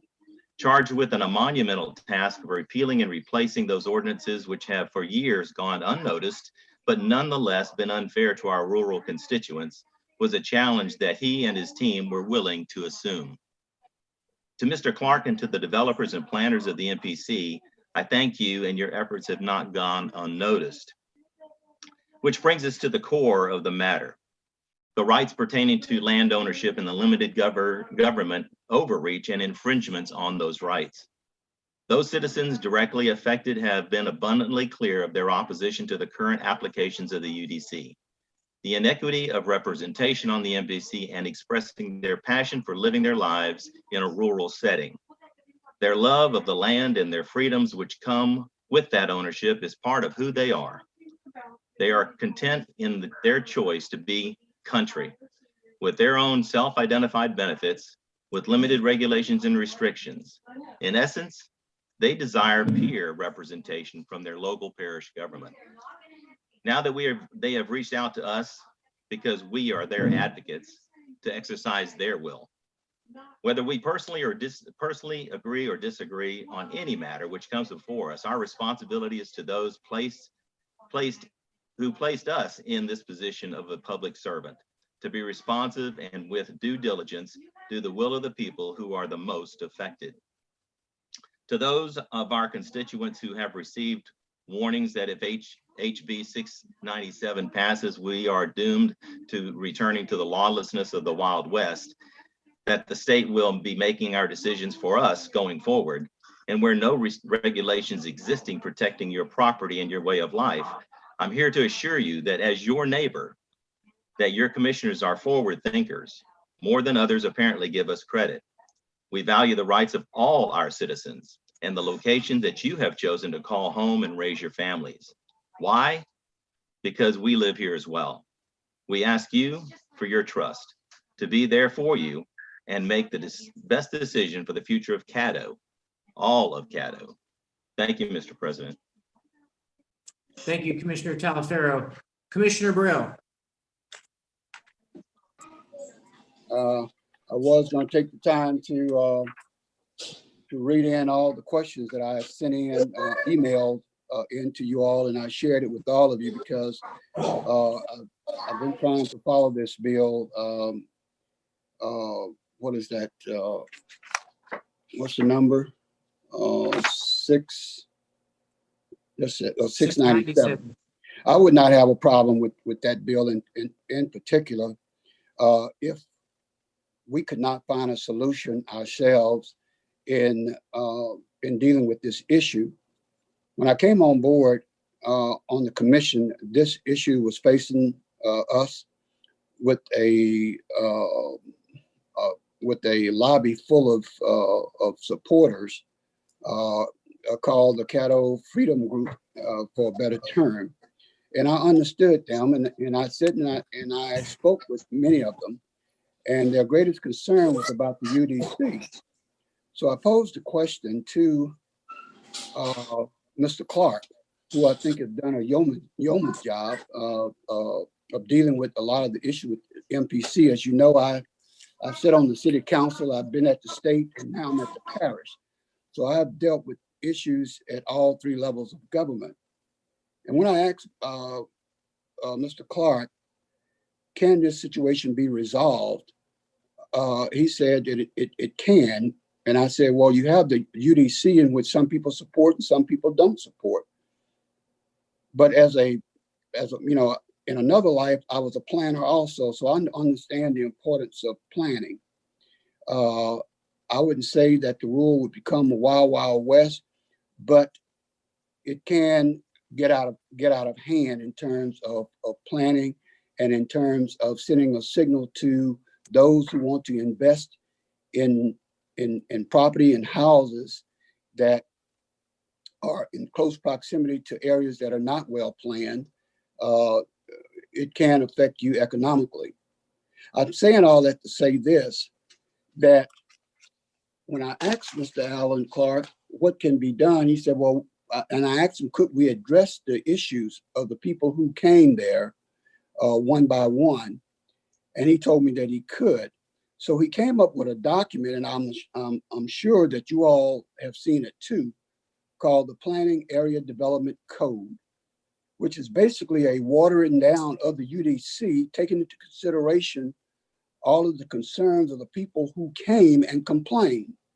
So given the fact that that organization has put the due diligence in coming up with this, it's called the Planning Area Development Code, which is a modification of the UDC to fit those persons in that 5 mile zone.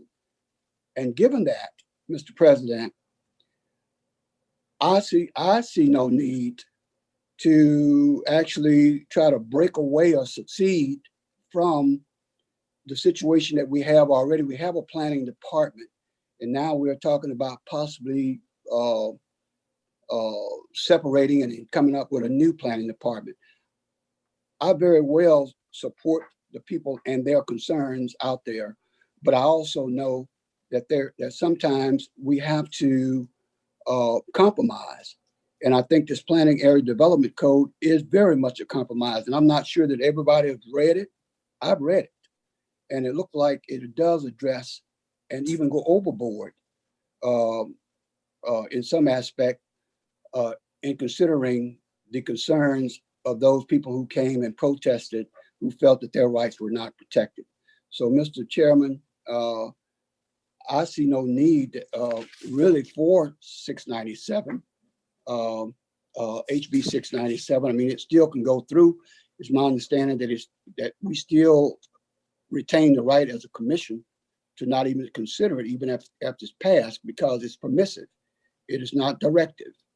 So under the circumstances, I don't see anything wrong with supporting this resolution, because, you know, we can move forward with what we have and consider the Planning Area Development Code that has been developed by the MPC. Thank you, Mr. Chairman. Thank you, Commissioner Burrell. Commissioner Atkins. Thank you, Mr. Chairman. Thank you, Commissioner Burrell, for that input. I think you summed up the situation well. there are two sides of this issue, and they can get quite complicated.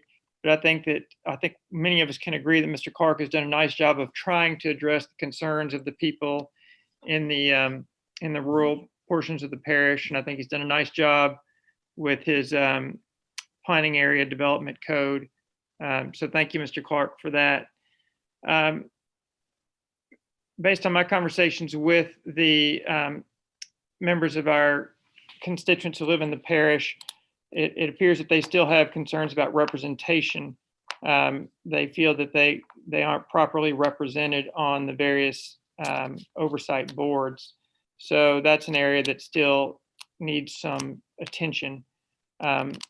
So I think I envision a future where perhaps they have a board to represent issues outside of the parish and one that represents issues inside of the metropolitan area. But we perhaps work with the same body of MPC professionals to implement the desires of the parish versus the city. So there's still issues to be addressed, but those are my views on the situation. Thank you, Mr. President. Thank you, Commissioner Atkins. Commissioner Jackson. Yes, Mr. President. I just want to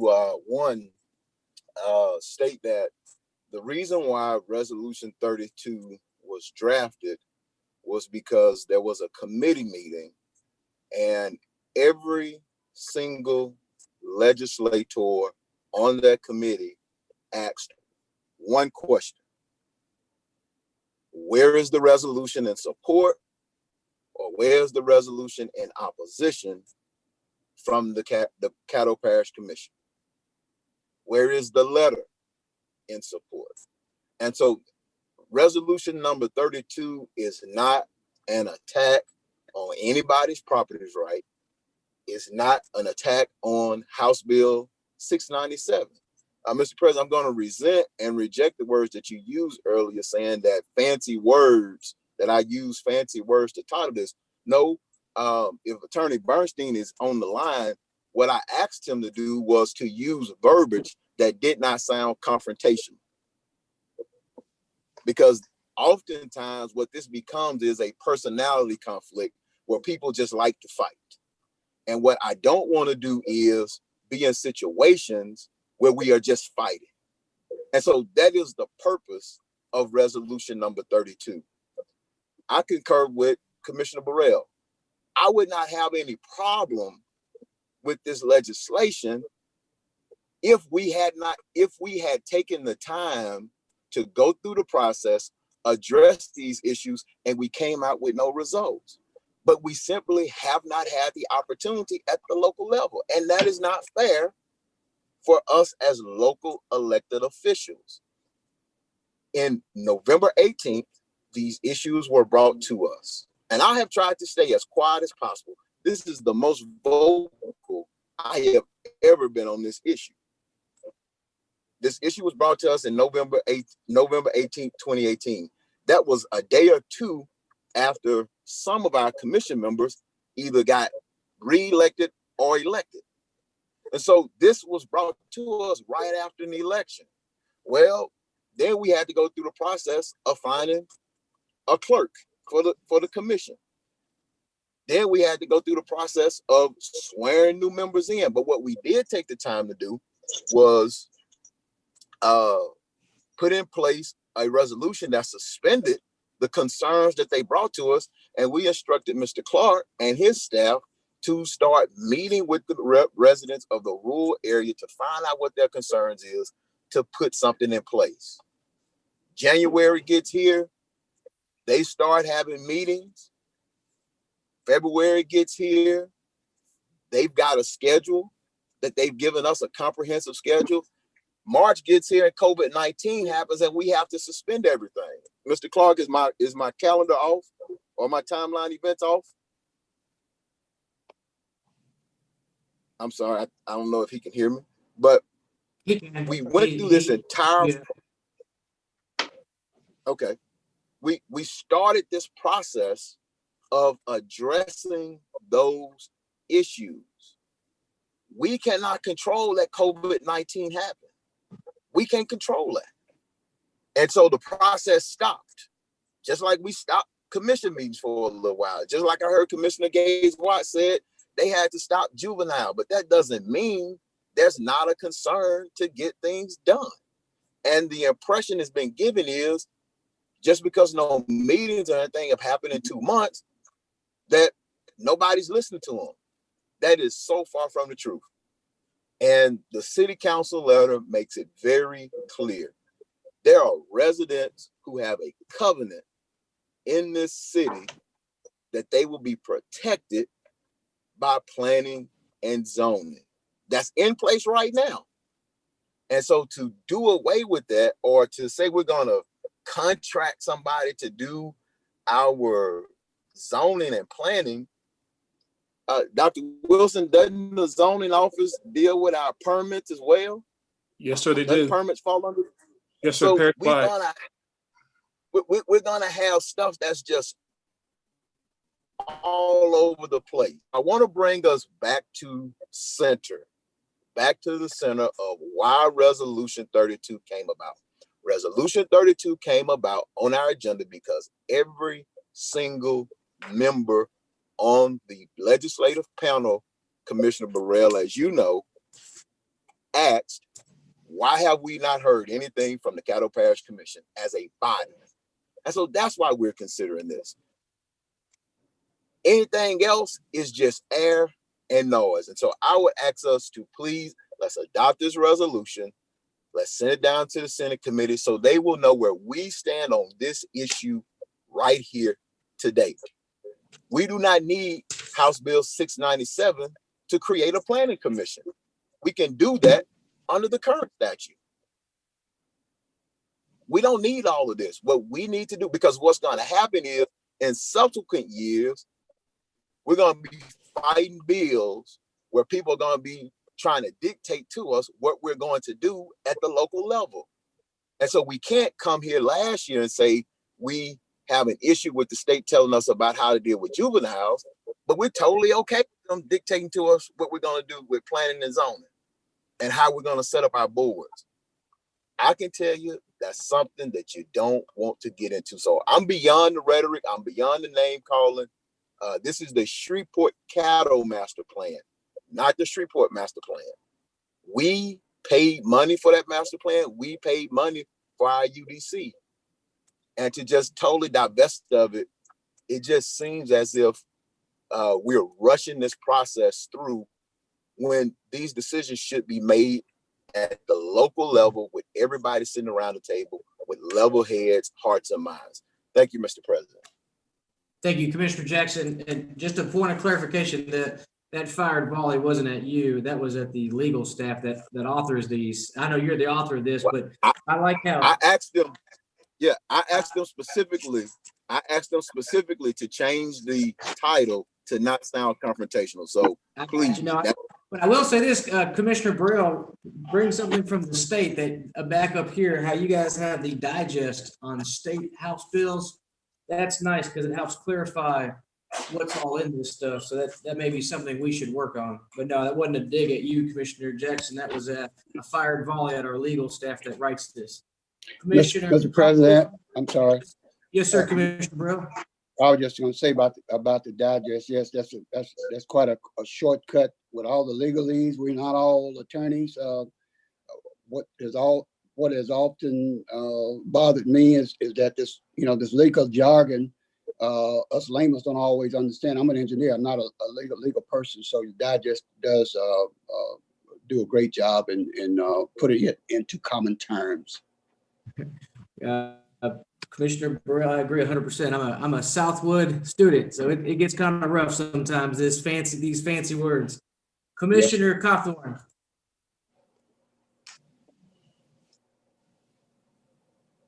Is he muted? Can you hear me? I got you now. Can you hear me? Okay. Yes, so I just want to be on the same page with Commissioner Jackson as it relates to the committee that was requesting the resolution from Caddo Parish Commission. Are you alluding to the House panel or the Senate panel? Yes, sir. The House panel Everybody. Chair, can I direct the question to Commissioner Jackson?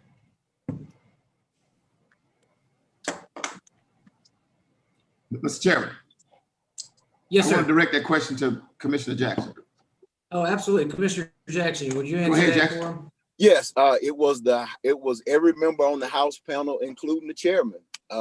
Even if they voted for the bills to move out of committee, every last one of them asked where was the commission's position.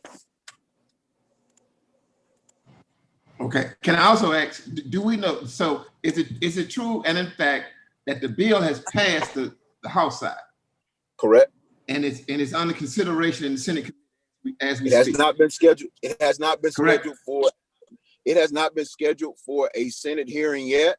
But my understanding is that the Senate committee would like to know where the Caddo Parish Commission sits. I don't know if it's every member on the committee, but the 2 or 3 members that I have spoke to, they would like to know what's the Caddo Parish as well as the city's position on it. Okay. All right. Thank you, Mr. Chair. Representative Burrell may be able to provide more information. We got LBJ and then Mr. Chairman, go ahead, LBJ. I would like to go up after. Thank you, Mr. President. I want to go out and say that, when we started the UDC, and if the past executive director was still in place, I'll be with the citizens down there with Caddo Freedom for Alliance, because there was a no nonsense, it's his way or no way. And so therefore I fought tooth and nail to try to keep that from passing, but it passed anyway. Since we've gotten Mr. Clark in, Mr. Clark has pretty much bent over backwards to try to make sure that we are happy and that the citizens of Caddo Parish are happy as much as possible. Everybody's not going to be happy all the time, but at least we get to a point of solidarity somewhere. We go into the middle road. We can't stay where we was with the UDC.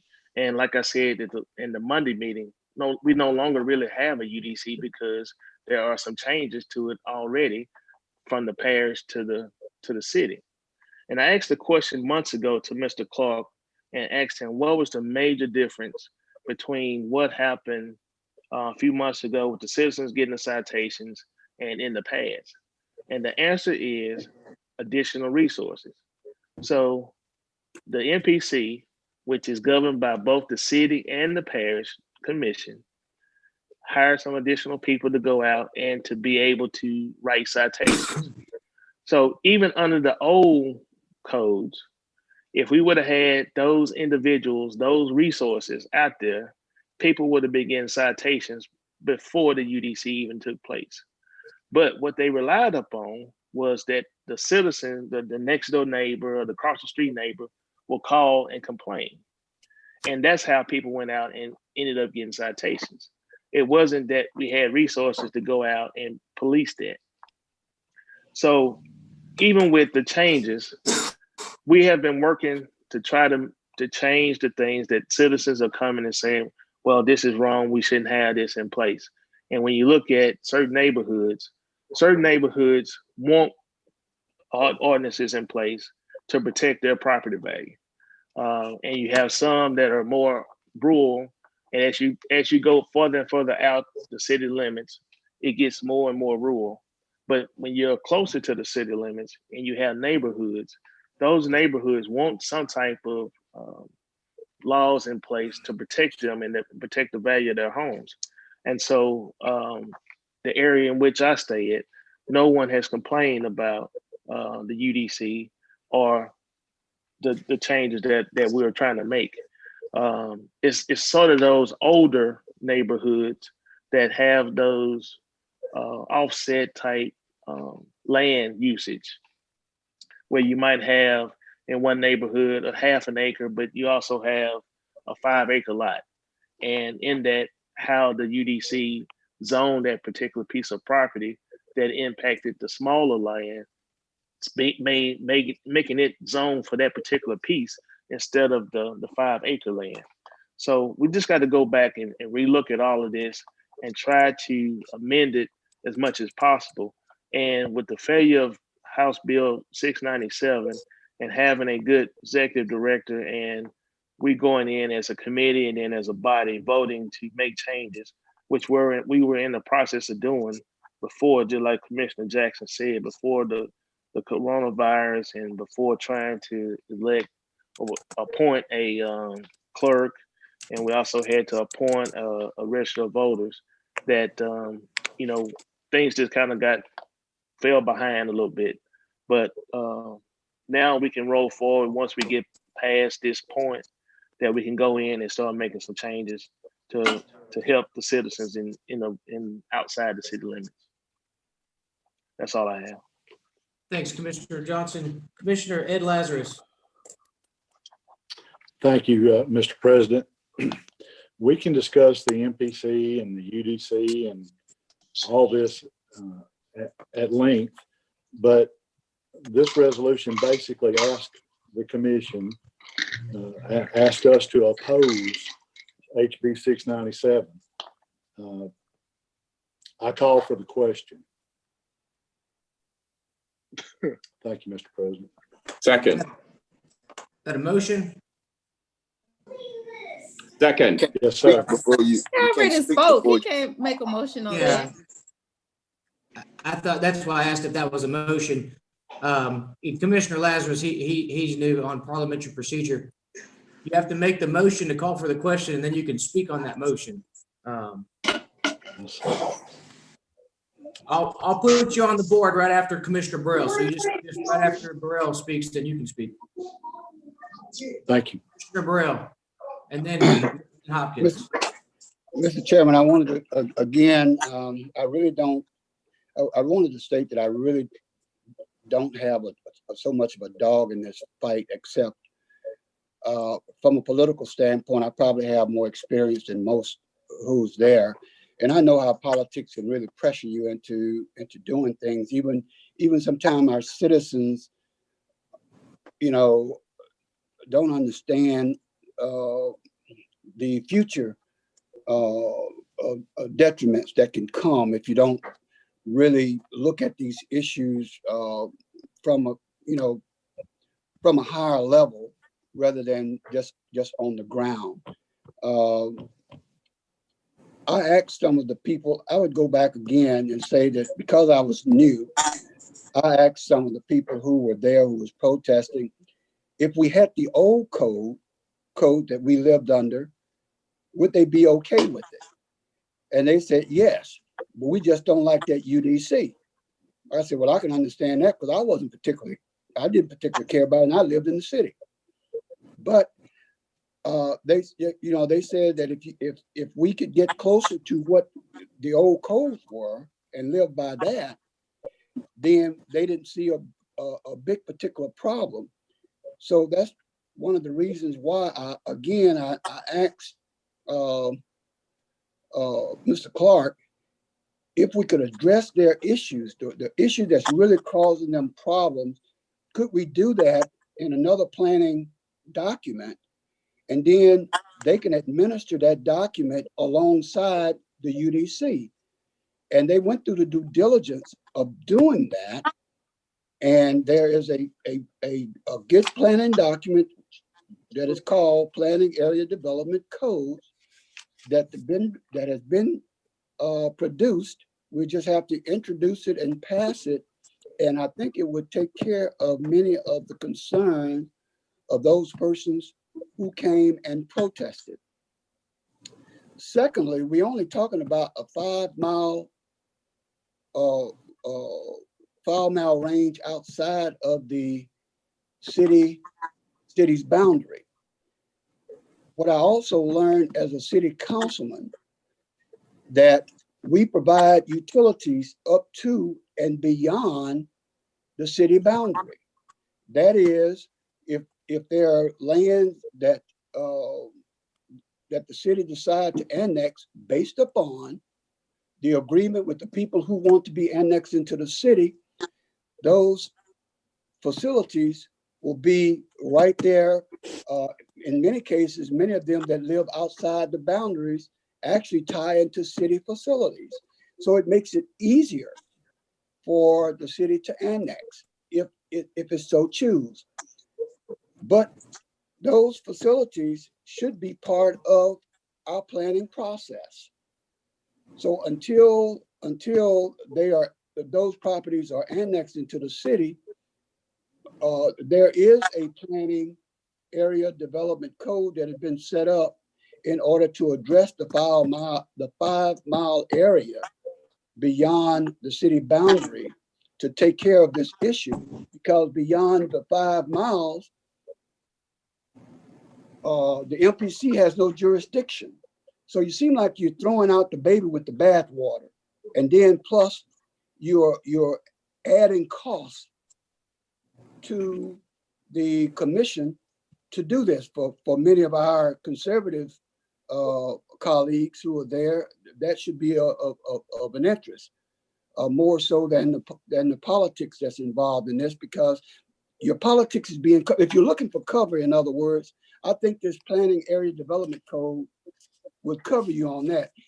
You just have to educate the public as well as yourself on this document. It's a pretty good document. I don't know how many of you have read it, but it's a pretty good document. And it's a living document that if they're still not in agreement with the document, it can be tweaked. So I'm just saying, Mr. President, and I'm through with it, I don't think we should throw out the baby with the bathwater. We have a planning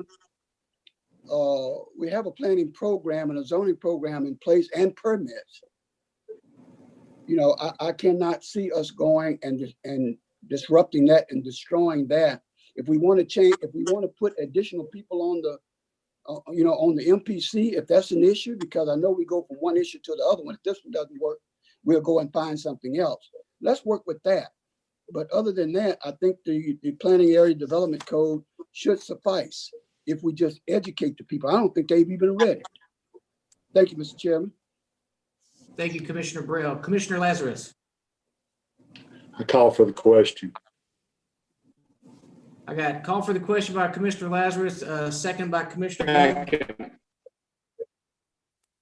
Would you like to speak on your motion, Commissioner Lazarus? Not at this time. Call for the question. All right. Mr. Everson, roll call vote, please. Hopkins. Call for question, yes. Okay, Johnson. Yes. Jackson. Yeah. Young. Yes. Burrell. No. Cawthorn. Yes. Gage Watts. Commissioner Gage Watt. Commissioner. Yes. Okay, thank you. Commissioner Talaferro. Yes. Atkins. Yes. Chavez. Yes. Lazarus. Yes. And Epperson. Yes. That's 11 yes and 1 against. So motion carries. All right, now we move on to voting for the resolution itself, resolution number 32 of 2020. And we've got Hopkins. No. Johnson. Yes. Jackson. Yes. Young. No. Burrell. Yes. Cawthorn. Yes. Gage Watts. Yes. Talaferro. No. Atkins. No. Chavez. No. Lazarus. No. And Epperson. Yes. Motion does not carry. It's a 6-6 vote. All right, moving along to resolution number 33. Number 33 of 2020 is a resolution to authorize the acceptance of the Louisiana Compliance Questionnaire. Move to adopt. Second. Second. Motion by Commissioner Jackson, seconded by Commissioner Atkins. I see no one on the board to talk. Roll call vote, please. Hopkins. Yes. Johnson. Yes. Jackson. Yes. Young. Yes. Okay, Burrell, Yes. Cawthorn, Yes. Gage Watt, Yes. Taliaferro, Yes. Atkins, Yes. Chavez, Yes. Lazarus, Yes. Epperson. Yes. All right, motion carries with 12 in support. Okay, so now we're moving on to old business. We have a confirmation of an appointment to the Zoning Board of Appeals. The commission is to select one.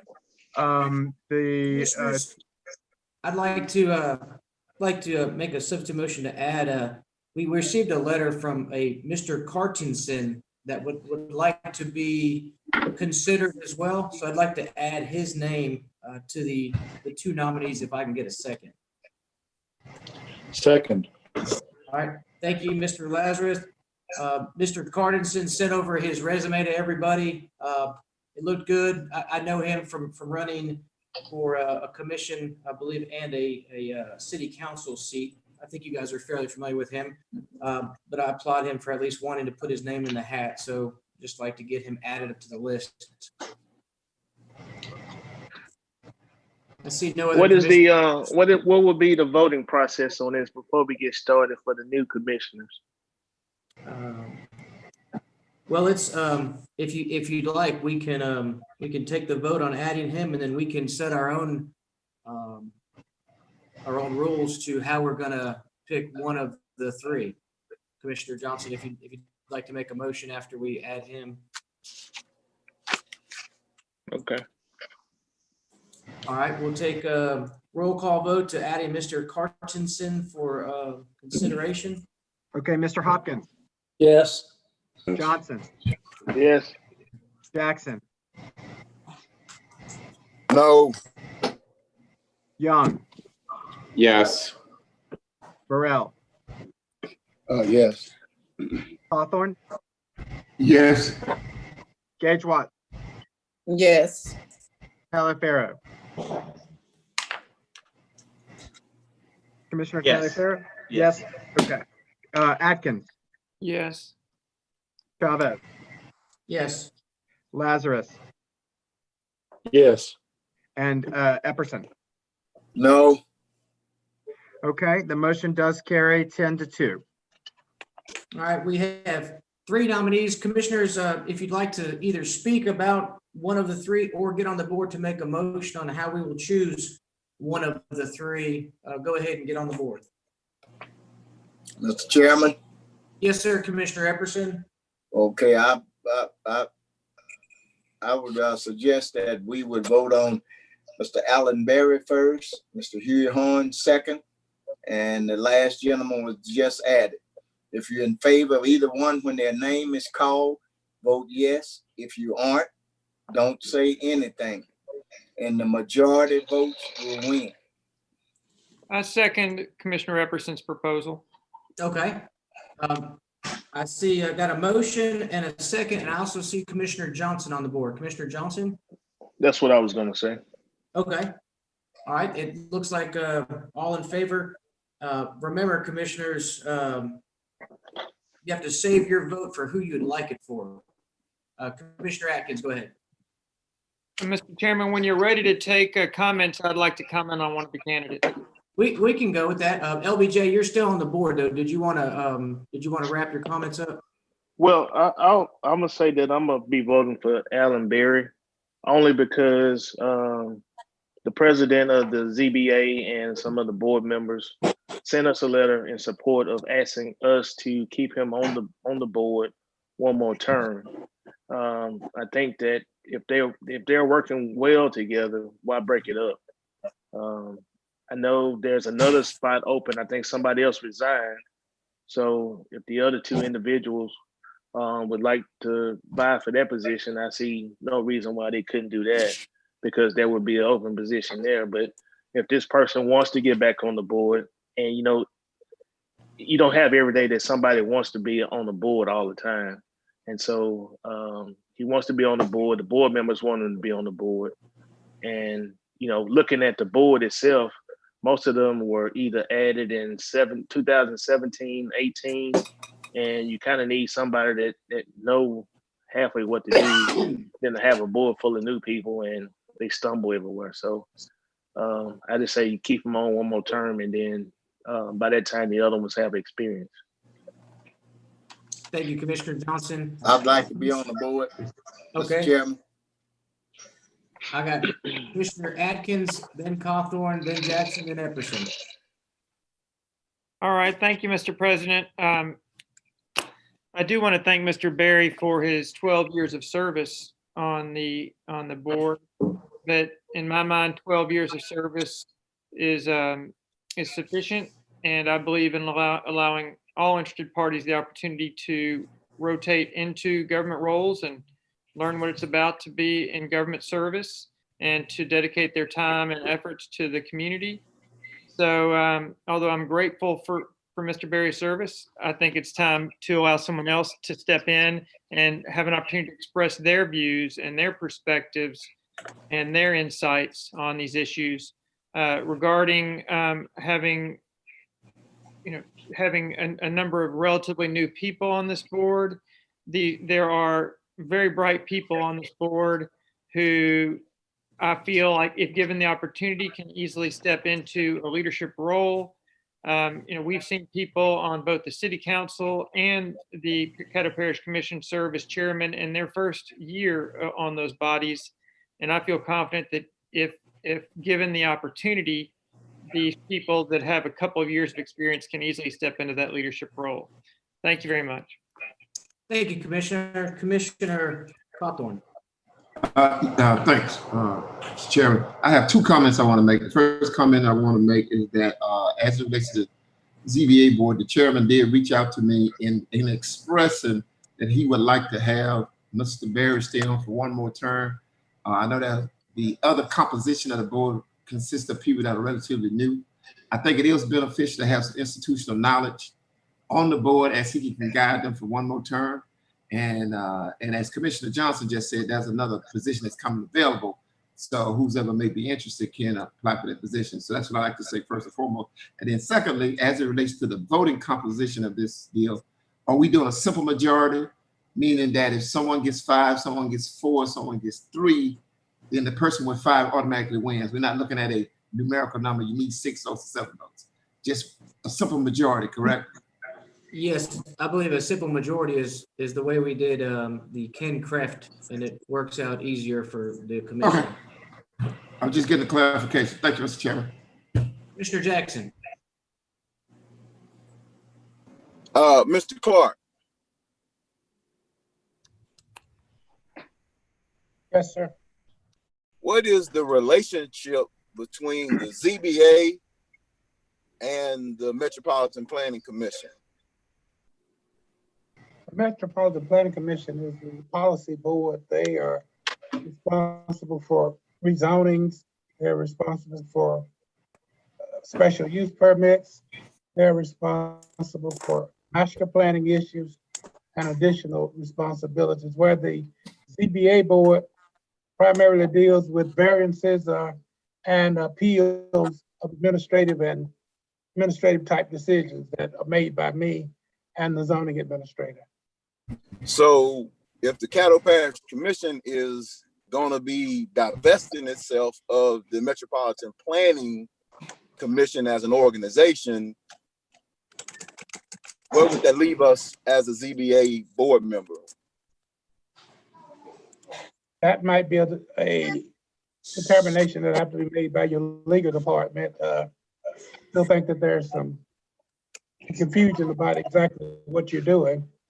It would appear that if we are no longer part of the parish of Caddo, appointees will shift or be canceled.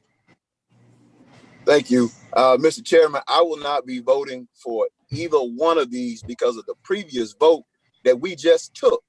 We just said we don't want to be a part of the Metropolitan Planning Commission. So why are we voting to continue to put members on boards associated with the Metropolitan Planning Commission? I don't understand what the hell we're doing.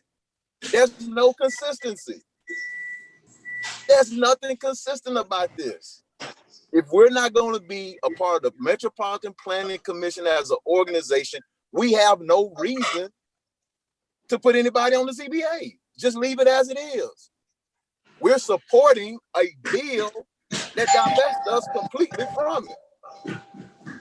So how are we going to say in one step that we don't want to kill a bill that's going to take us out of it, but we're going to spend 30 minutes trying to figure out who we're going to put on the board?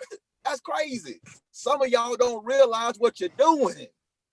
This is foolish. And some of y'all are down here just singing to whatever tune is the loudest. But think about it. We just said that the bill that is currently down there would remove us completely from this body, from this organization. Who cares who's on there at this point? Thank you, Mr. President. Thank you, Commissioner Jackson. And I agree with you. Obviously, if that bill passes, then this is irrelevant. However, today, I'm going to work as though my last day is tomorrow. So, you know, we'll pick somebody, and if the House bill doesn't pass, then, you know, we do have to deal with the ZBA. So, Mr. President. You have the right to not vote. You obviously do. Mr. President, point of information. Yes, sir, Commissioner Burrell. Mr. Epperson is next. Yes, sir. Commissioner Burrell, after your point of information, we have Mr. Epperson on the board. Okay, well, if Mr. Epperson goes before me, I have no problem with that. I'm just wanted to. Okay, Commissioner Epperson. Call for the question. Well, second. Well, look, that won't happen again.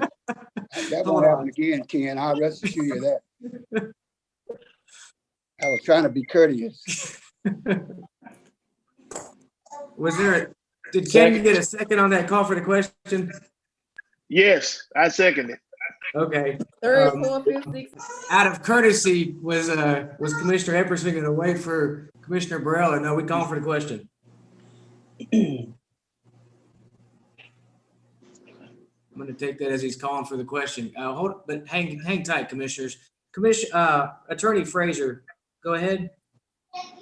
Commissioners, I just want to clarify that you all have stated that your procedures will allow the person with the most votes to be voted in, and that's actually called the plurality, not a majority.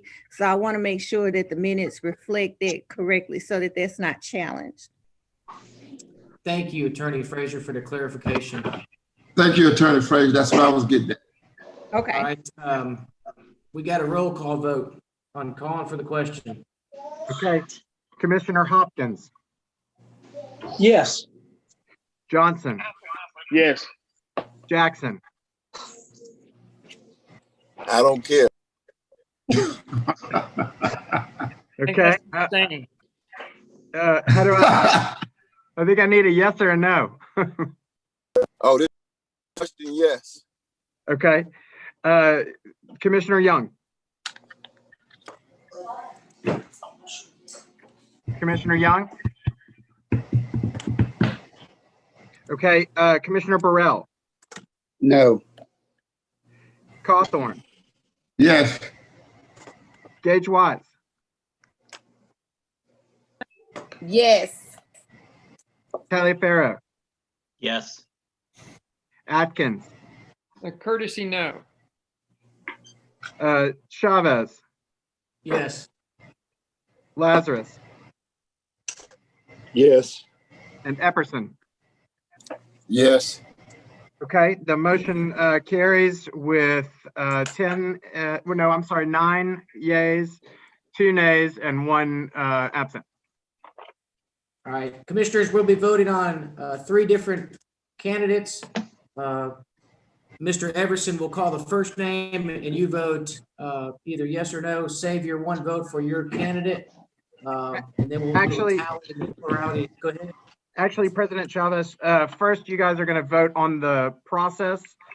which is the process that y'all laid out to vote by. So the motion is to move to adopt a process of voting by plurality to select the person from the list of Barry, Horn, and Carstensen, and that they will be voted on in that order. Mr. President, point of clarification. Yes, sir, Mr. Burrell. Could a substitute motion be appropriate at this time to postpone this damn thing? No, we already called for the question. Unfortunately, Commissioner Burrell. Yeah, we voted on that. Right. So you out of order. You out of order. No. Yeah. Hey guys, hang tight. Let me explain this. I don't need for you to tell me that, Mr. Chairman. Commissioner Burrell, no, I didn't say you were out of order. That was somebody else. But I know that. Please mute everybody. No, after we call for the question, we're stuck. We can't make a substitute motion after that. We have to vote on the previous question. It's not a substitute motion. That was Jack Nicholson said you were out of order. It's not a substitute motion on the call for the question. We were getting ready to vote on these. Right. I believe you're asking after we vote on the plurality vote, then could you make a substitute motion on the candidates? No, unfortunately, under parliamentary procedure, once the call for the question has been made, all substitute motions have to be voted on. So we can't make any substitute motions after that. We have to vote on all the way to the original motion on the agenda. I'm good. I'm good at following rules as long as the rules are correct. They are, and I think Attorney Frazier would get us if we weren't. Mr. Everson. Okay, Hopkins. Yes. Johnson. Yes. Jackson. Commissioner Jackson. Okay, Commissioner Young. Commissioner Young. Commissioner Burrell. Yes. Commissioner Cawthorn. This is voting on Barry? This is voting on the process. Oh, yes. Commissioner Gage Watts. Yes. Commissioner Taliaferro. Yes. Commissioner Atkins. Yes. Commissioner Chavez. Yes. Commissioner Lazarus. Yes. And Commissioner Epperson. Yes. Motion carries with 10 in favor and 2 absent is what I heard. Okay, so for this process, the way I understand it, what I will do is I'm going to read out the first name, and then I'm going to go through all of each commissioner, and you'll say yes if you're voting for that person. Okay, Barry, Hopkins, Johnson, Yes. Jackson, Young,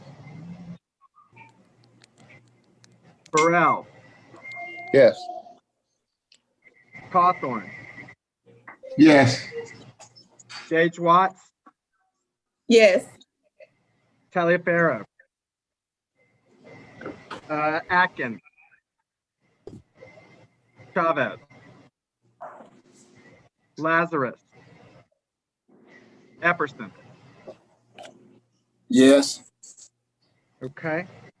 Now we're on to the next candidate. This is Mr. Huey Horn. And we'll start with Hopkins. Yes. Johnson. Jackson. Young. Burrell. Cawthorn. Gage Watts. Taliaferro. Yes.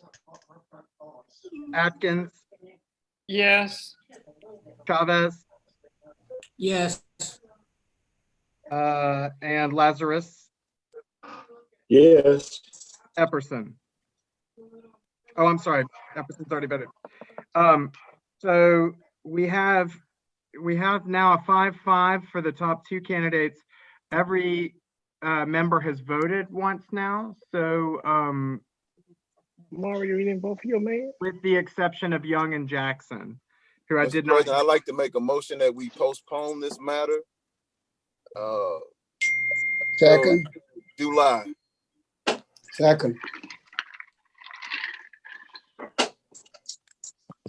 Okay,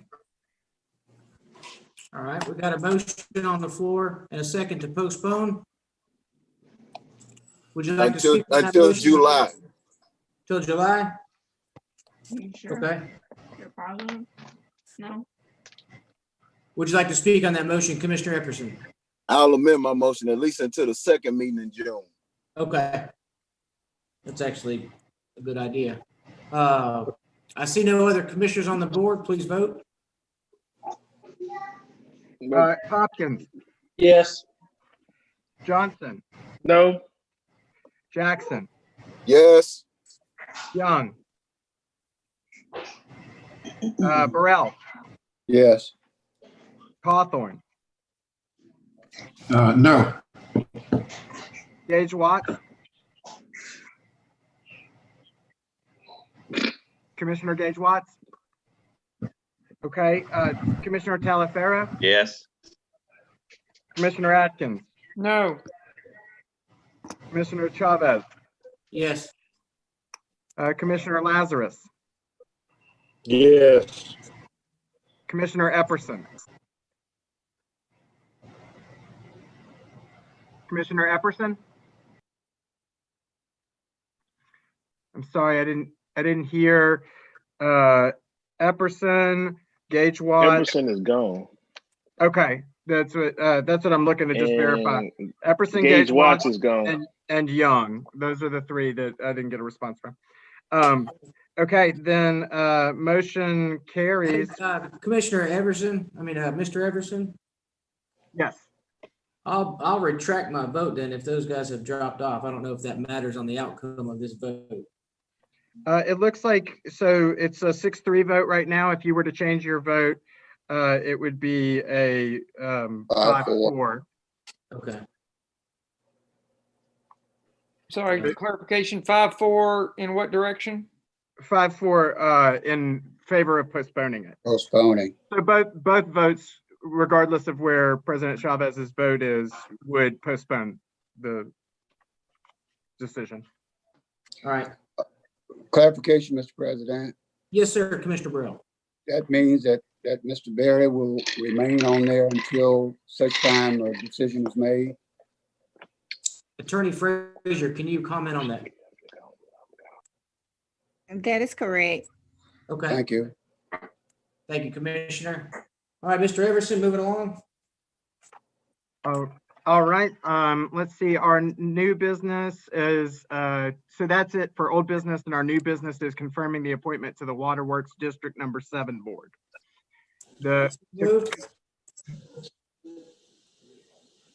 I'm sorry, did I hear a motion? I made the chair makes a motion. Motion to adopt. Second. Second. All right. We got the second by Commissioner Lazarus. Commissioner Lazarus, would you like to speak on this? No, sir. All right. I see no other commissioner on the board. Please vote. Okay, Hopkins, Yes. Johnson. Okay, Commissioner Johnson. Jackson, Yes. Young, Burrell, Yes. Cawthorn, Yes. Gage Watts, Taliaferro, Yes. Atkins, Yes. Chavez, Yes. Lazarus, Yes. and Epperson. Motion carries with, let's see, 1, 2, 3, 4, 8 in favor and 4 absent. All right. Moving along to communiques and committee reports. If you want to get on the board, commissioners, either wave at me or push the button. Commissioner Jackson. I want to echo the sentiments that were stated earlier to the class of 2020. I would like to congratulate them. I know that things did not go as they planned. Those are from preschool all the way up to our professional degrees. Nobody could have expected COVID-19 would have caused this type of interruption, but just know that your hard work is not in vain. And we hope at some point to be all have an opportunity to celebrate your accomplishments.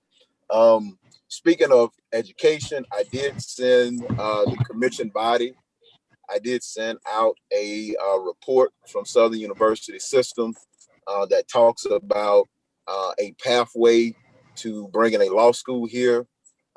If you could, please let me know where you would like for us to stand on that. We will have they have asked us to submit a resolution in favor or either concurring in that. And so we will put something on the agenda at our next meeting, I believe the first meeting in June, to concur in that. And so it's a gradual build up to a law school. And so it's going to be important that we stake out a position on that and then start having some very serious and in-depth conversations with Southern University System, the city of Shreveport, the library board, and all other legislative stakeholders that will be involved in that. The other thing I want to do is I want to thank Animal Services for their work. When we talk about frontline service workers, we don't always think about those individuals who work in Animal Services. So I want to thank them for their work. They've responded to several calls over the last week or so, and they responded to a couple today. So I appreciate the diligence and the work that they're out there doing for our community during this difficult time. Also want to always thank administration for their work with the mobile testing. Again, we did have the LSU folks on. They waited for as long as they could.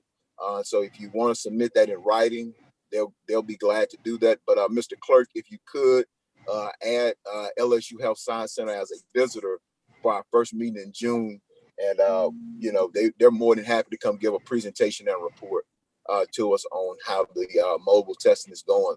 The mobile testing dates for next week will be at Stony Hill on the 20. We'll be at Stony Hill at Magnet High on the 28th. We'll be at Galilee for Allendale and Lakeside on the 29th. And we'll be in North Caddo. Commissioner Hopkins, I will get with you. I think they want to do some PSAs for the North Caddo area for May 30th. And so we're going to continue to try to get as many people. The community is responding very well to testing. I want to wrap my comments up today by saying how disappointed I am on the resolution outcome to resolution number 32. Since we have taken that vote, I've received at least 4 different text messages from a couple from legislators asking if the commission is not going to oppose House Bill 697, are we going to vote in favor of it? And so I believe Commissioner Lazarus said that my resolution was a resolution in opposition. However, I have not seen or heard of a resolution in support of it.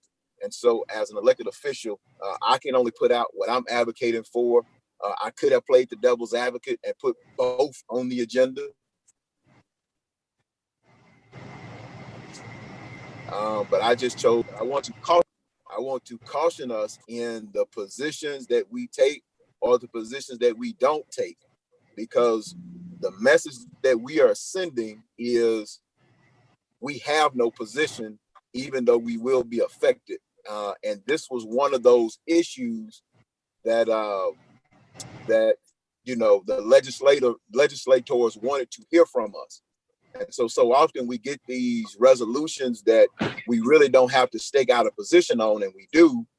But here's a time when we had an opportunity to stake out a position and we didn't.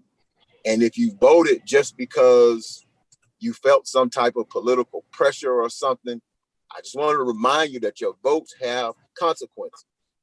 And so, you know, some people may regret the positions that we're taking now, not because things may change instantly, but Commissioner Burrell will tell you, as a former state representative, we're going to be fighting back local bills every year now. If we continue to sit back and let this happen, this is going to be an every year occurrence. Nobody talked to us about this bill. Nobody talked to the city of Shreveport. Nobody talked talked to the mayor. Nobody talked to the planning commission about this bill. So I can imagine in the future, there are going to be some other things that are going to come up that we're going to be saying, well, that should be a local decision. And just remember, the decisions that we sit here and make today arbitrarily may come back to haunt us in the future. Thank you. That concludes my comments, Mr. President. Thank you, Commissioner Jackson. We got Commissioner Cawthorn and then President Chavez, could I interrupt one moment? Sure. Just to ask Commissioner Jackson if he wanted that visitor at the first meeting of June to be for the work session or the regular session? Work session is fine. Thank you very much. I'd also note that you all seem to have lost your quorum. Oh, well. We don't have anything else to vote on, though. So right, we got nothing else to vote on. Thank you, Attorney Frazier, but we'll just continue on and allow Commissioner Cawthorn and Burrell to. We still count 7. Oh, unmuted. All right, Commissioner Cawthorn.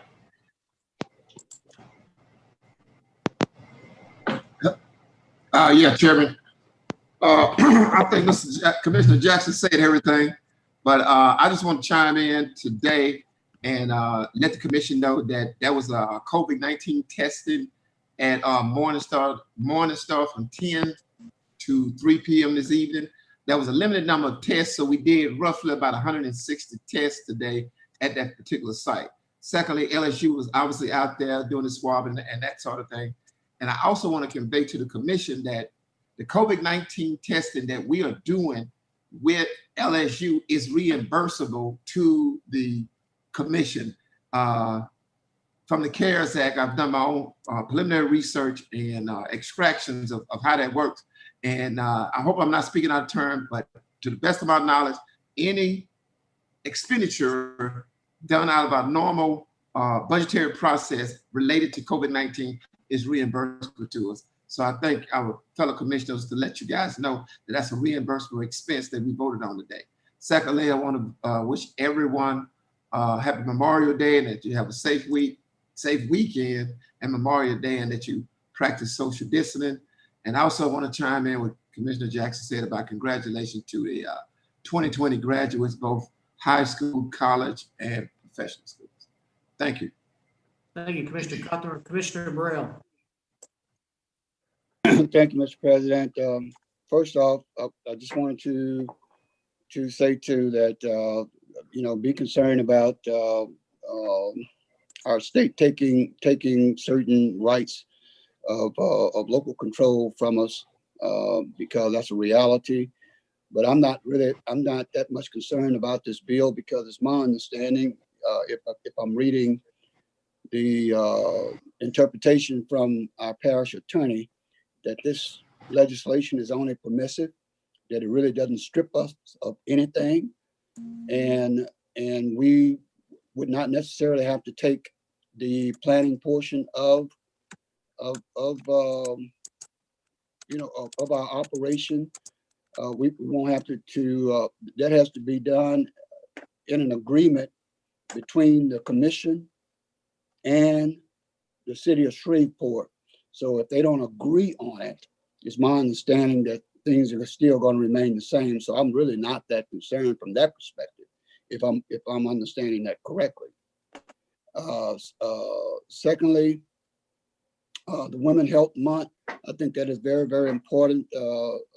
Commissioner Gage Watts did mention it. I'm mentioning it here. I think it's so important, especially in the time of COVID, because many of our women have to, they are exposed probably more so than men in many cases, dealing with our kids and other things. Thirdly, the 2020 graduation. I happen to have a grandson that graduating this year from Byrd, and I'm sending shout outs to he and his class and others who are caught up in this COVID situation, because graduation is supposed to be a time that you celebrate with your friends and your family, and they won't have that opportunity, at least for right now, hopefully later on. Lastly, I want to thank Commissioner Jackson. I believe he helped Galilee Baptist Church, which happened to be my church affiliation, for the mobile testing there. Pastor Wilson had requested that because we have so many transient people around Galilee because we feed people, we clothe people, and hopefully we can get a good turnout there. So, Mr. Chairman, I appreciate you. Thank you. Thank you, Commissioner Burrell. I see no other commissioners on the board. Move to adjourn. Wait, Hold on a second. commissioners, I'm sorry, we do have one late public comment. Right. Thank you, Mr. Everson. Will you read that for us, Mr. Everson? Sure thing. This comment comes from Mr. Jason Letlow. And it's a public comment that says, Honorable Commissioners, I'm writing to ask you to keep Caddo Parish a part of the MPC. Planning and zoning is something will guarantee to piss someone off. If Caddo Parish creates its own board and separate zoning code, you will be guaranteed to, and he uses the same expletive again, someone off. Subsequently, will you abolish that board and create something else? I urge each of you to take your time and give our local citizens a say in this. After all, we will be paying this bill. The MPC worked very hard with local developers, the Chamber of Commerce, Manufacturer Managers Council, and the Committee of 100 to fix concerns, and we stay actively engaged when problems arise. A drastic change of this nature should have been a process imitated at the local level. Allowing two different planning processes and entities will create planning and confusion for businesses who will need simplicity more than ever. I am currently a part of the team building the new planned residential subdivision of 90 homes inside the city limits. We were in the process of planning for phase 2 outside the city limits until we learned of this effort that could change the zoning and planning. Decisions have consequences, and I ask that you all take the decisions you make very seriously. There it is. Thank you, Mr. Everson. Do I have a motion to adjourn? So moved. Second. Meeting adjourned. Thanks, Commissioner.